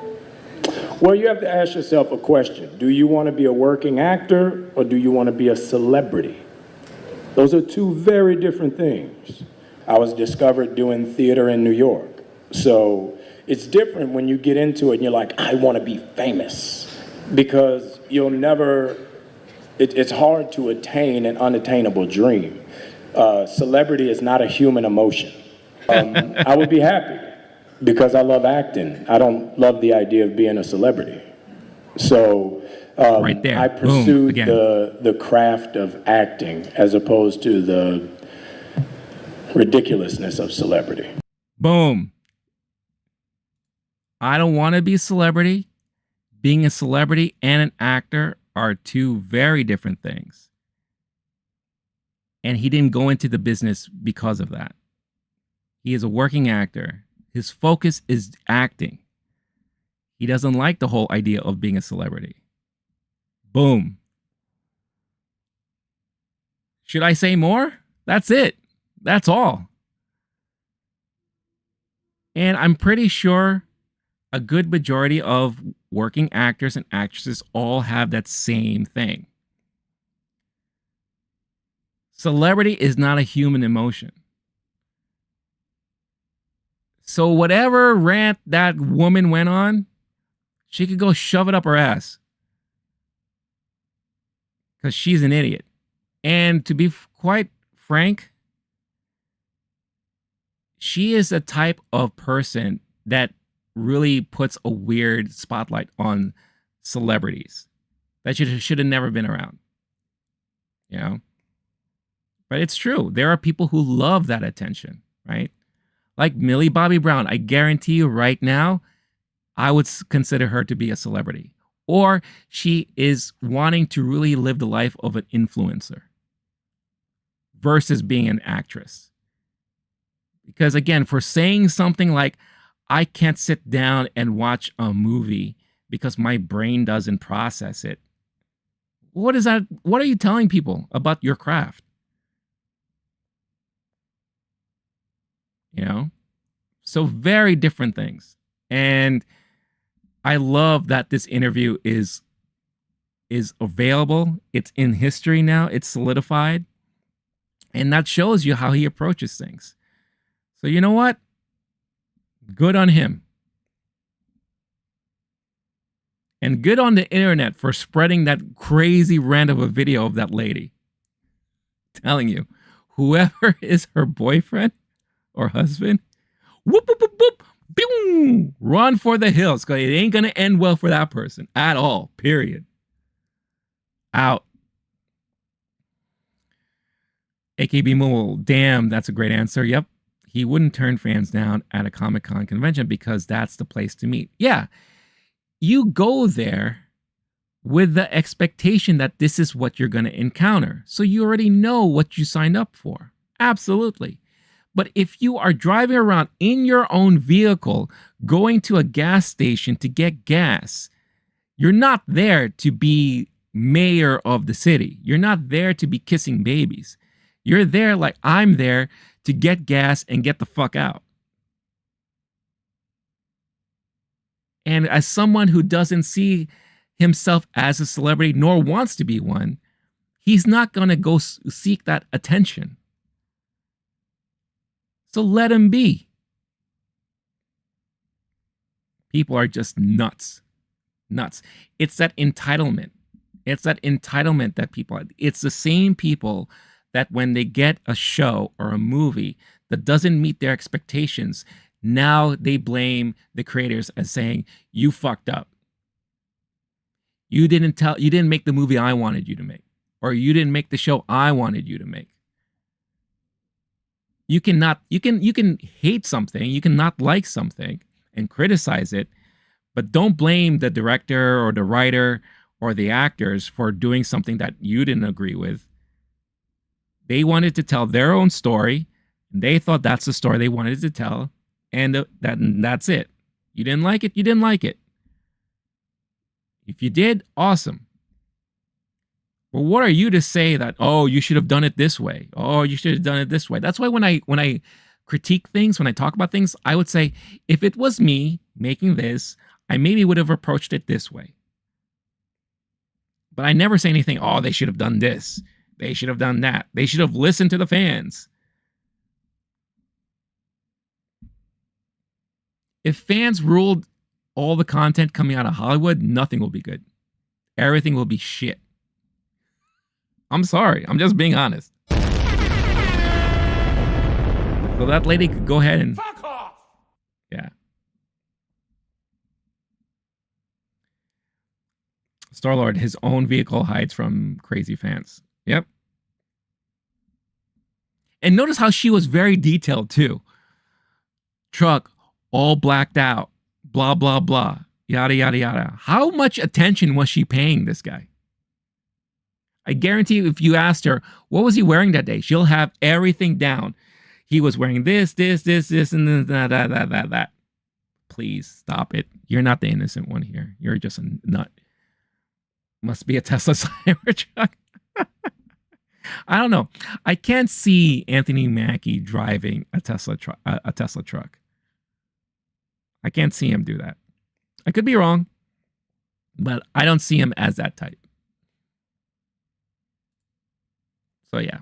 So that lady could go fuck off. Fuck off! Built-in escape motor. Like a Batman. Like the Batman tumbler.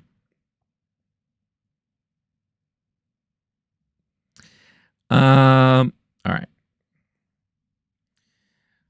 So there's another piece of news that I swear I thought this was an April Fool's Day announcement. And it very well might be. Speaking of April Fools, let me see if there are any other brilliant trailers or videos that came out. I'm just refreshing here on YouTube. Doesn't seem like anything right now. Let me quickly look on my feed just to see if there's anything worth talking about. Sorry, just give me a second here.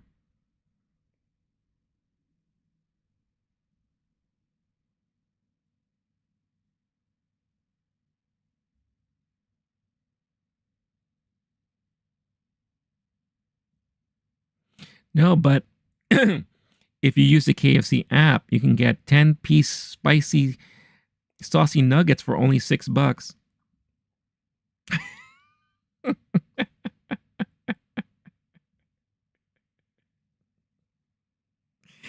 I don't know. I just felt like I had to share that information for those of you who may be interested. All right. So, Alex Garland, he is, I would say, probably one of my favorite indie directors right now. He has a movie coming out, Civil War, in a couple of weeks that I'm really, really anticipating. It's one of my highly anticipated movies of the year. He directed movies that I love, like Ex Machina,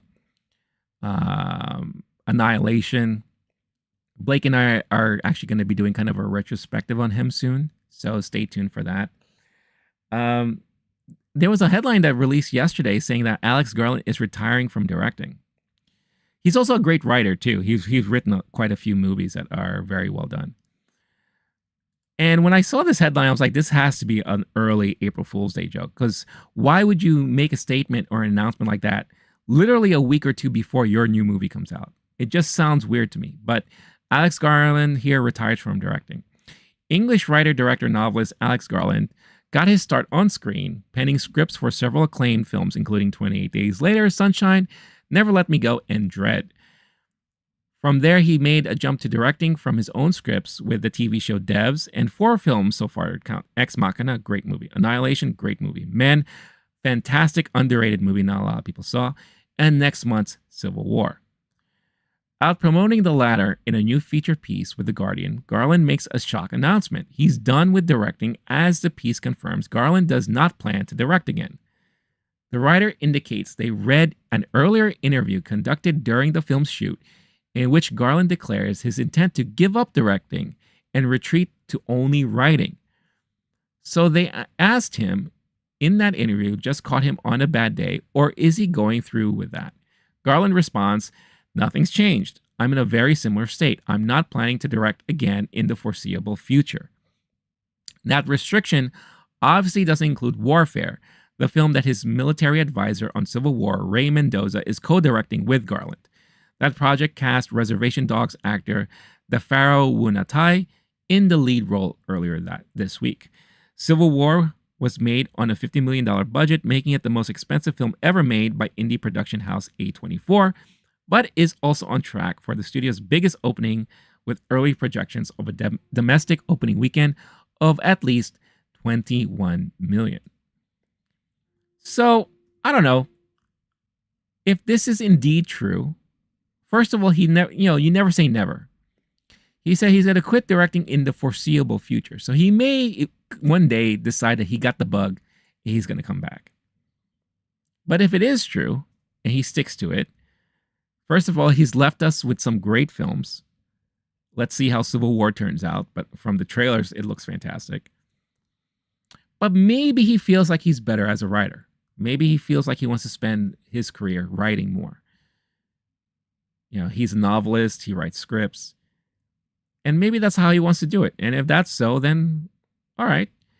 Now, would it be awesome if someone like him can team up with another great filmmaker and become like a writer-directing duo? Like if he teams up with Robert Eggers or an Ari Aster or something like that. I think that would be a fantastic combination. So it would be nice to see something like that, but, you know, respect the guy, respect the work. If he decides to quit directing, well, I think as a film lover, as a cinephile, I will say that we are going to be losing a great director. You know, but we'll see what he does in the future. And I'll support anything that he decides to do because I love his films. And I think we deserve to see more from him, whatever that turns out to be. And if it's all an April Fool's ruse, then everyone can go. Fuck off! And that's that. Star-Lord. Fans keep approaching him and says, to your right.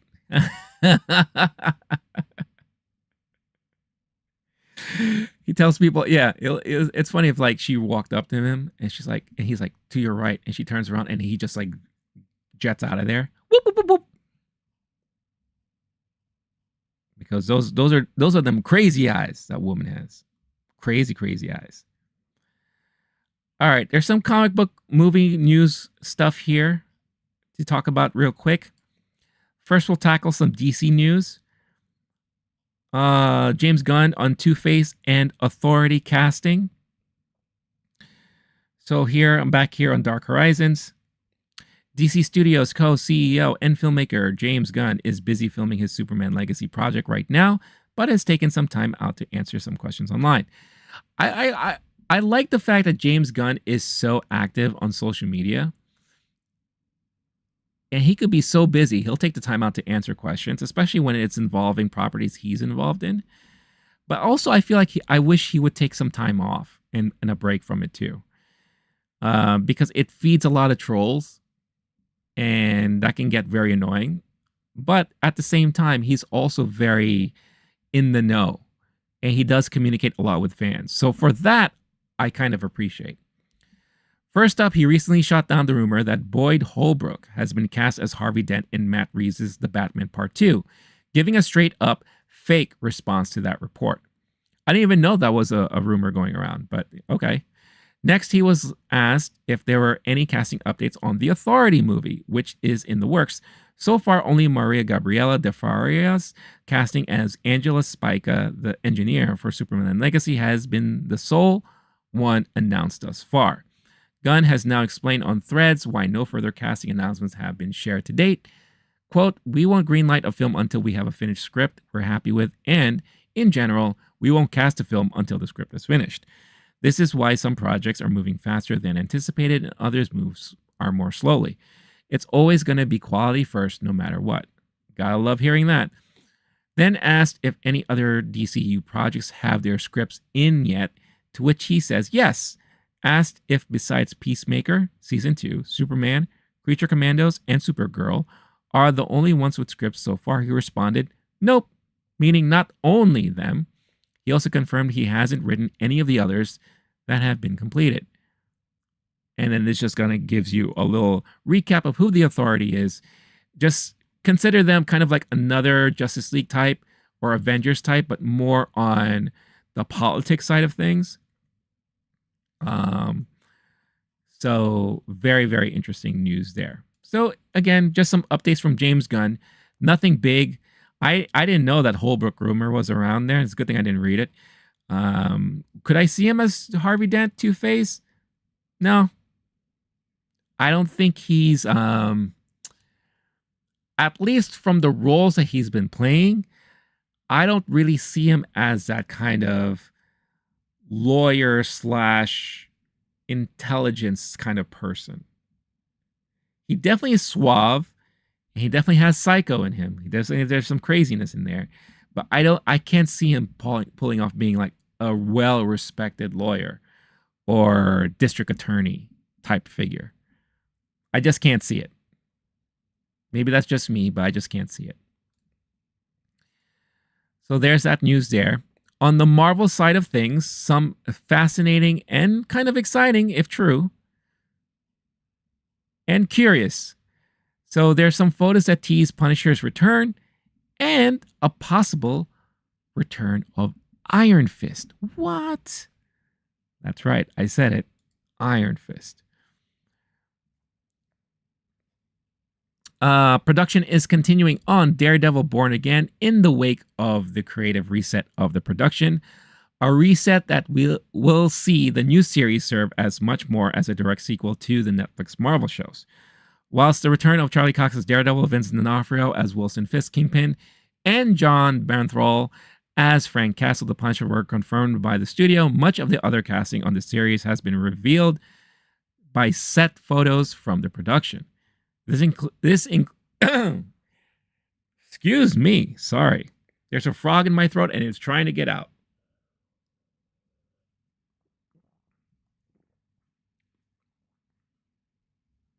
Okay, I think I'm okay.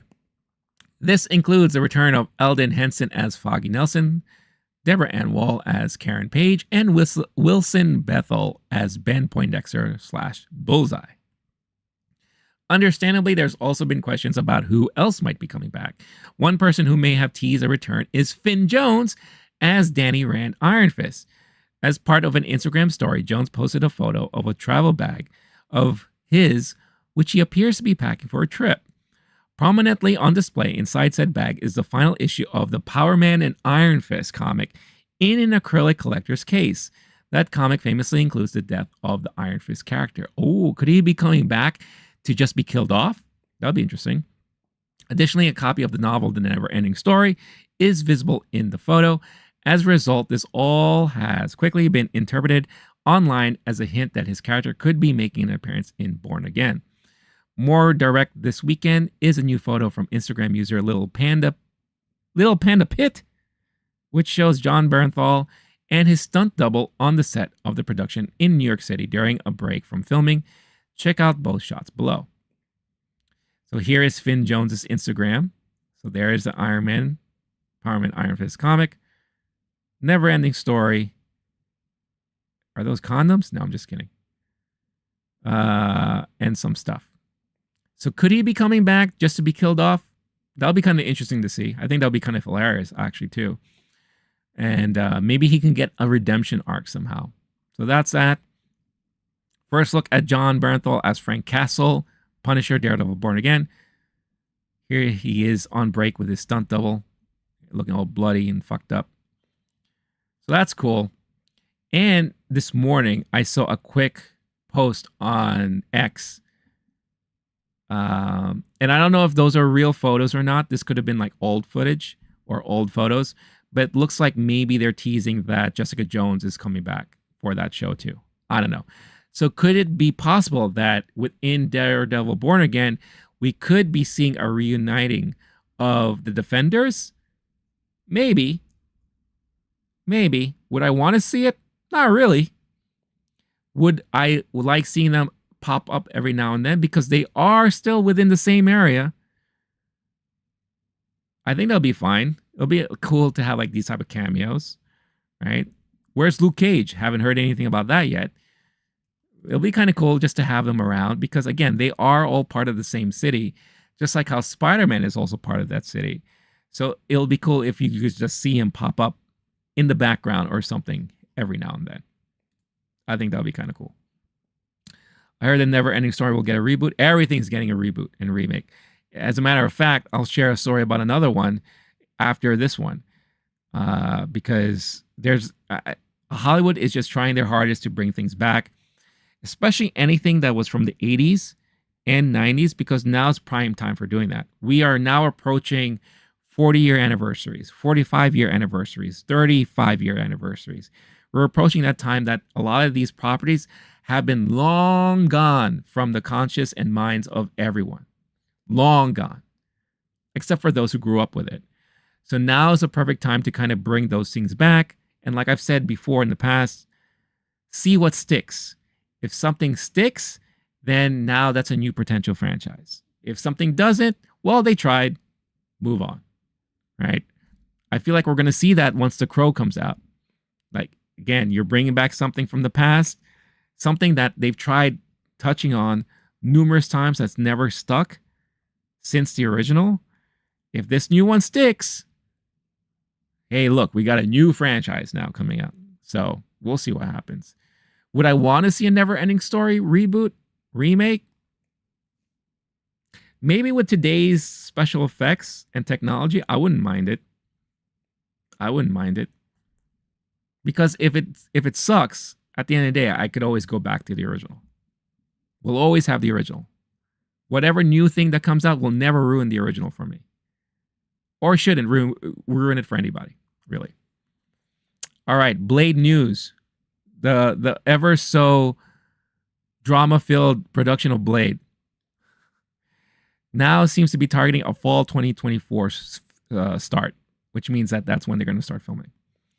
After years stuck in development and pre-production, it looks like Marvel Studios' Blade may finally get its cameras rolling. A new listing on Production Weekly via World of Real indicates that shooting on the project will begin in the fall, which would be in line with the most recent release date listings, which suggests a November 7th, 2025 opening. There have also been reports about a potential delay to 2026, but that hasn't been confirmed at this time. Multiple writers have gone through the project, including Stacey Osei-Kuffour, Michael Starbury, Bo DeMaio, who we haven't heard from since his firing on X-Men 97, Nick Pizzolatto, and most recently Logan scribe Michael Green. It appears Green is the one to have finally cracked the script. Star Mahershala Ali remains committed to the film, but co-star Aaron Pierre bowed out earlier this month. French filmmaker Yann Demange will helm the film, which is expected to be R-rated and come in at under $100 million. That's also because of the new recent mandate Bob Iger has in place as stop spending money. Marvel, stop doing it. It's not working. So there you go. You have some Blade news. And if they could stick to that filming date, I think that would be beneficial, especially for something like Daredevil. Because again, all in the same world. This is your grounded Marvel, folks. Your grounded MCU. And there's something there. We saw it working mostly with the Netflix shows. I think if done right and paid more attention to and properly managed, the whole grounded, mystical, supernatural side of things can all work in tandem. Because remember, we have Blade out there. We still have Kit Harington's character that was hinted on in Eternals. Remember, Blade showed up, or at least the voice of Blade.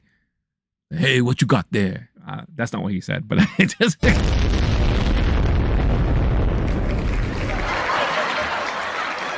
In my mind, that's what it sounds like. As he was like looking at the sword. Like, hey, what you got there? That's Blade. That's Blade, everybody. All right. This was a bit of news that was rumored for a while, or was scooped, I should say. And it seems to now be legitimate. Because I think an official offer was finally made to Scarlett Johansson, and that is for her to lead the next Jurassic Park or Jurassic World movie. So Scarlett Johansson in talks to lead new Jurassic World movie. The feature is on the fast track as it leads to July 2nd, 2025. Scarlett Johansson is taking a bite out of the new blockbuster. I'm here on The Hollywood Reporter, by the way. The actor is in talks to join Universal's new Jurassic World movie. The Hollywood Reporter has confirmed Universal is moving quickly on the film, which worries me because, again, I mentioned this when I read about this news before. The fact that they made the announcement that they were working on a new movie and they want the movie out in the following year, way too quick, in my opinion. Which has a July 2nd, 2025 release date. Gareth Edwards is directing the new Jurassic World, which I think is a bonus because if anyone knows how to work in a tight schedule with a small budget and do special effects that look fantastic, great. Just don't let them write it because it's going to be dull. Watch the creator. You know exactly what I'm talking about. Which has a script from Jurassic Park scribe David Koepp. Edwards stepped into the role after David Leitch exited following a short attachment to the project. The rumor about that too is that David Leitch wanted more creative control of the story. Universal wanted just a director to follow orders. And Gareth Edwards like, I know how to follow orders. All right, you got the job. Film returns Johansson to the world of franchises. She starred as Black Widow in a number of Marvel Studios movies, including the Avengers features, but unlike some co-stars in the superhero world, has had no trouble breaking out into other projects. She's earned 2 Oscar nominations for Marriage Story and Jojo Rabbit. She has a voice role in the upcoming animated feature Transformers 1, and has a big budget Apple feature co-starring Channing Tatum also due out this year. And this goes on. Oh, Dan Schneider. I don't want to see you. And then this goes on into the history of Jurassic World franchise. So I think this is good for Johansson. Now that she could be potentially attached to another franchise moving forward. This is supposed to be a kick-off to a new trilogy of Jurassic World movies. Because we had the Jurassic Park trilogy, Jurassic World trilogy. Now, what is this? Jurassic Universe? Jurassic, I don't know, what do you want to call it? Jurassic Dominion? Jurassic, I don't know. Jurassic. Fuck your face. Oh, oh no. What? Sorry.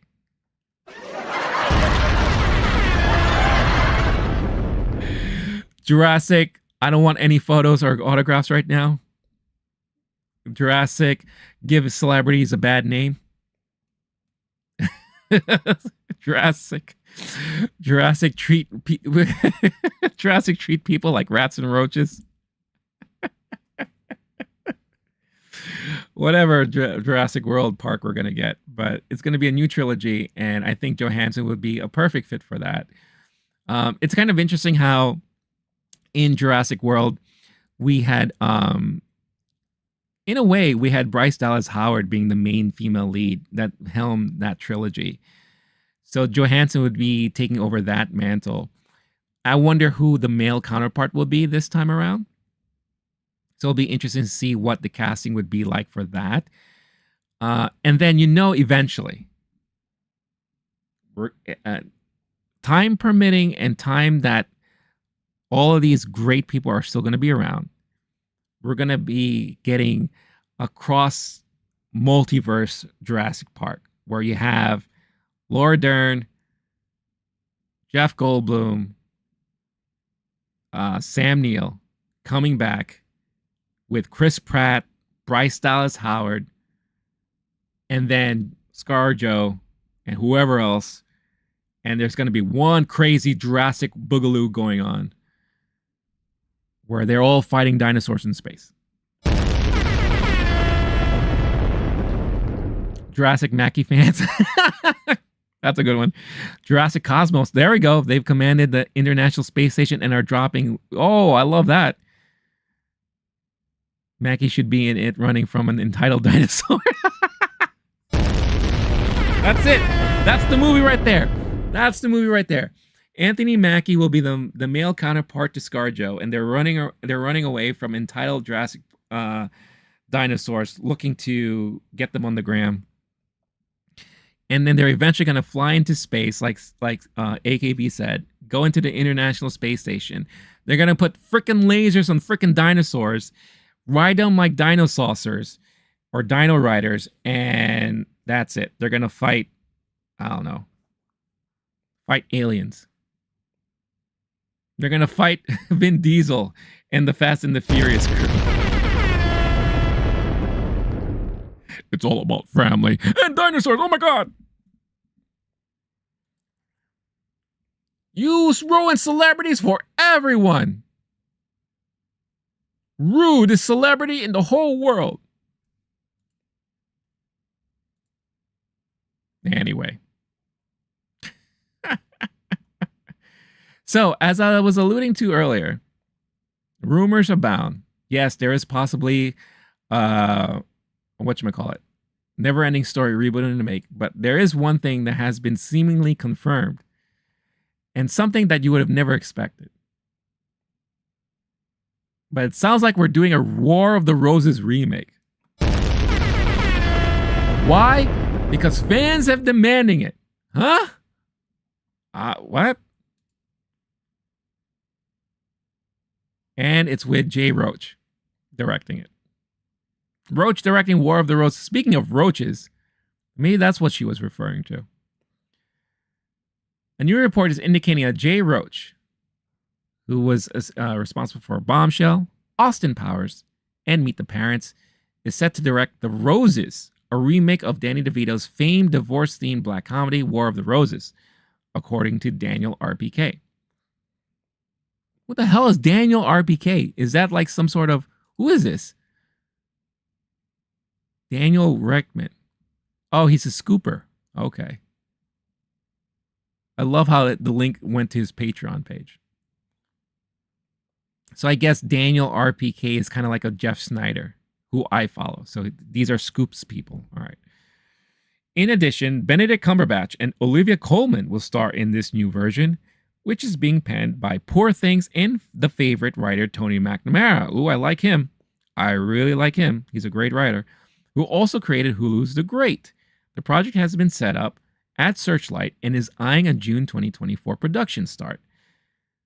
And again, for those of you who may not know, War of the Roses was a very famous comedy from back in the 80s, starring Michael Douglas and Kathleen Turner, which kind of spawned a trilogy of films. Or was, well, not, I don't think this was the start of it, but this is part of a trilogy of films that starred Kathleen Turner, Michael Douglas, and Danny DeVito in it. You had Romancing the Stone, which I think came out before War of the Roses. And then you had another film that they did, which the name escapes me right now. And at that time, I even thought this was a weird pairing, you know, because none of the movies really coincided with each other. There wasn't like a full through line in stories. It's just the three actors just found themselves doing 3 movies together in the 80s. It's just a very interesting thing. You don't really see that a lot these days. So it says here, Douglas and Turner starred in the original 1989 film about a wealthy couple, Oliver and Barbara Rose, with a seemingly perfect marriage. As it begins to fall apart, material possessions become the center of an outrageous and bitter divorce battle. Oh, see, it says right here, the original marked a third teaming of Douglas, Turner, and DeVito, all who worked together on Robert Zemeckis' 1984 classic, Romancing the Stone, and the sequel, The Jewel of the Nile. That's right. So there was a sequel to Romancing the Stone, and then they did War of the Roses all together. See, I kind of know what I'm talking about.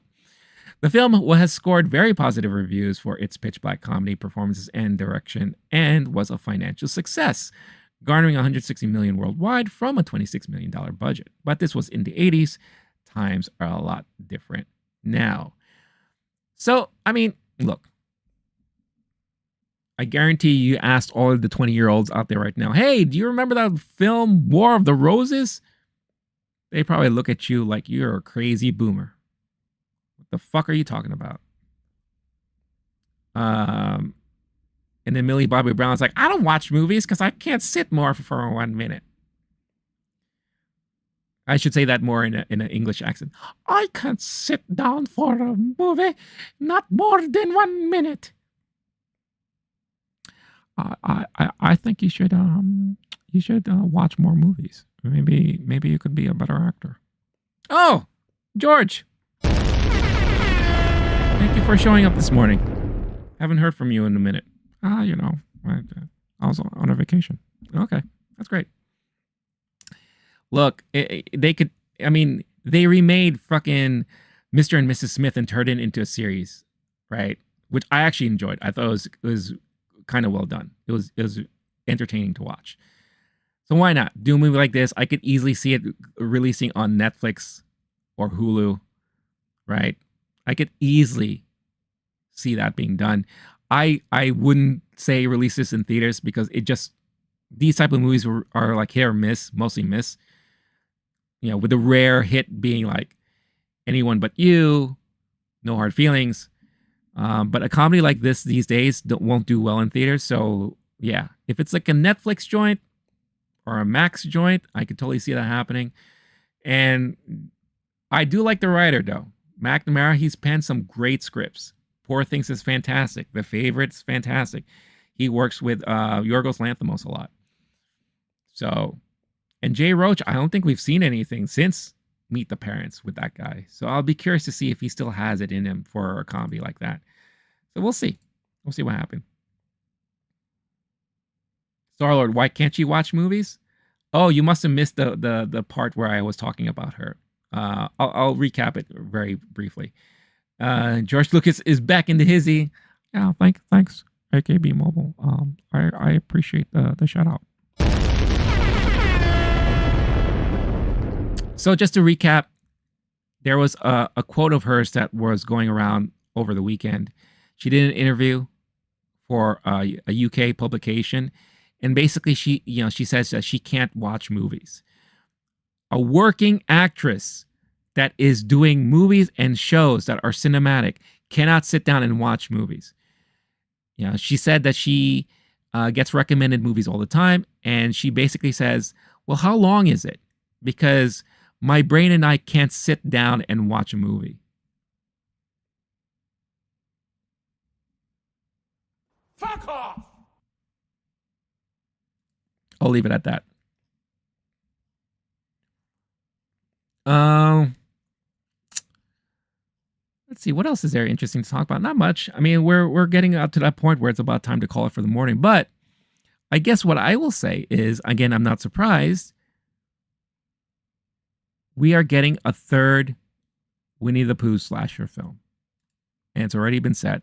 This is not a surprise because they already announced their whole Poohniverse. Poohniverse! But the sequel to Blood and Honey came out in limited fashion last week. And I think it did really well. Well, let's see how well it did. Let's look it up. Hopefully the numbers is now working. Let's see. Blood and Honey 2. Let's take a look and see how well this crazy movie did. Now, when I say limited, I remember seeing screenings for it at my local theater, but it was like one showing each night because it was like a Fathom Events kind of release. Something like that. Let's see here. So, Winnie the Pooh, Blood and Honey, during its initial release, pulled in around 5 million worldwide on a budget that was like, I believe, like $50,000. Right, so they made hand over fist on that one. Blood and Honey 2, as of now, worldwide has only made $594,000. Not fantastic. Not fantastic. But it hasn't really fully released all the way everywhere yet. So internationally, it has still yet to launch in Belgium, Brazil, Germany, Mexico. Apparently, it has already released in the Netherlands, Russia, and Turkey to no box office result.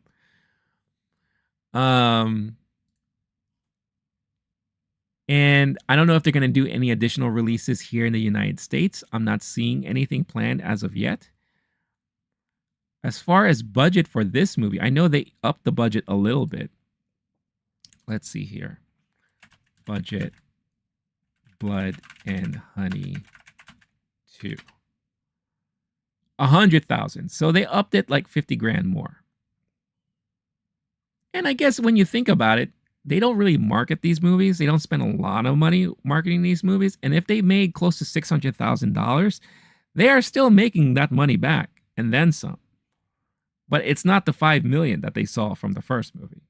But then again, if you bank the money that they made from the first movie, they have enough money to spread out and make all of these pieces of shit movies that people are going to go out and watch regardless, right? So I guess it kind of makes sense. I don't know.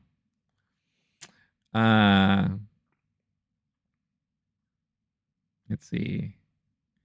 They're going deep into the Pooh-verse. That's right. All up in the Poohniverse.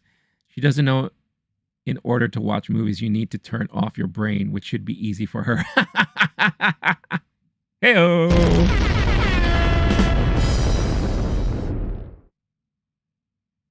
Oh, so it didn't release all the way everywhere, you say, for the Poohniverse? Now, the Poohniverse has yet to be unleashed. The Poohniverse has yet to be unraveled to the rest of the world, for the rest of the world's enjoyment. You know, for the rest of the world to sink their teeth into. You blew it! All right. Maybe on that note, it's time to go.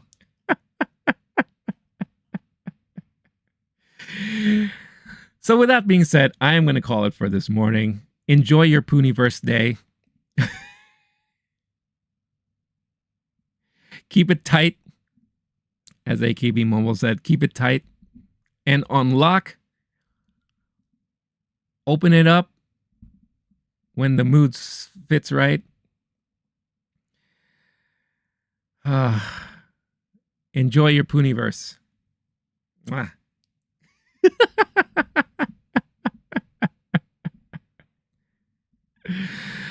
But I'm going to call it for this morning. Thank you again so much for tuning in and watching. As always, big shout out, as always, AKB Mobile, Star-Lord.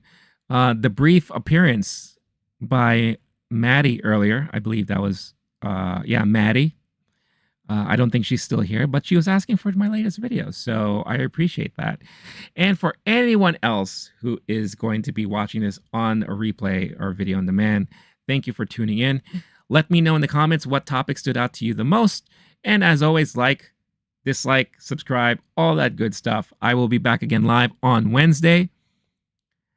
Again, new schedule, Wednesday night, 7 p.m. Eastern Standard Time for the morning after dark live. So tune in for that. More than likely, I'll be talking about the latest episode of X-Men 97 and whatever else tickles my fancy or stands out. So enjoy the rest of your Monday. Enjoy the rest of your week if I don't see you on Wednesday. Stay tuned. There'll be stuff uploaded to the channel shortly, like the Q&A from yesterday's screening.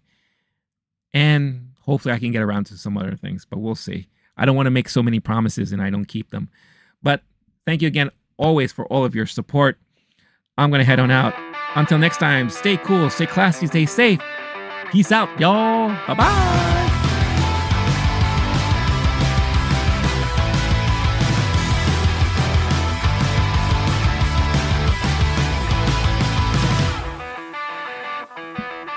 Keep that Puniverse tight, y'all.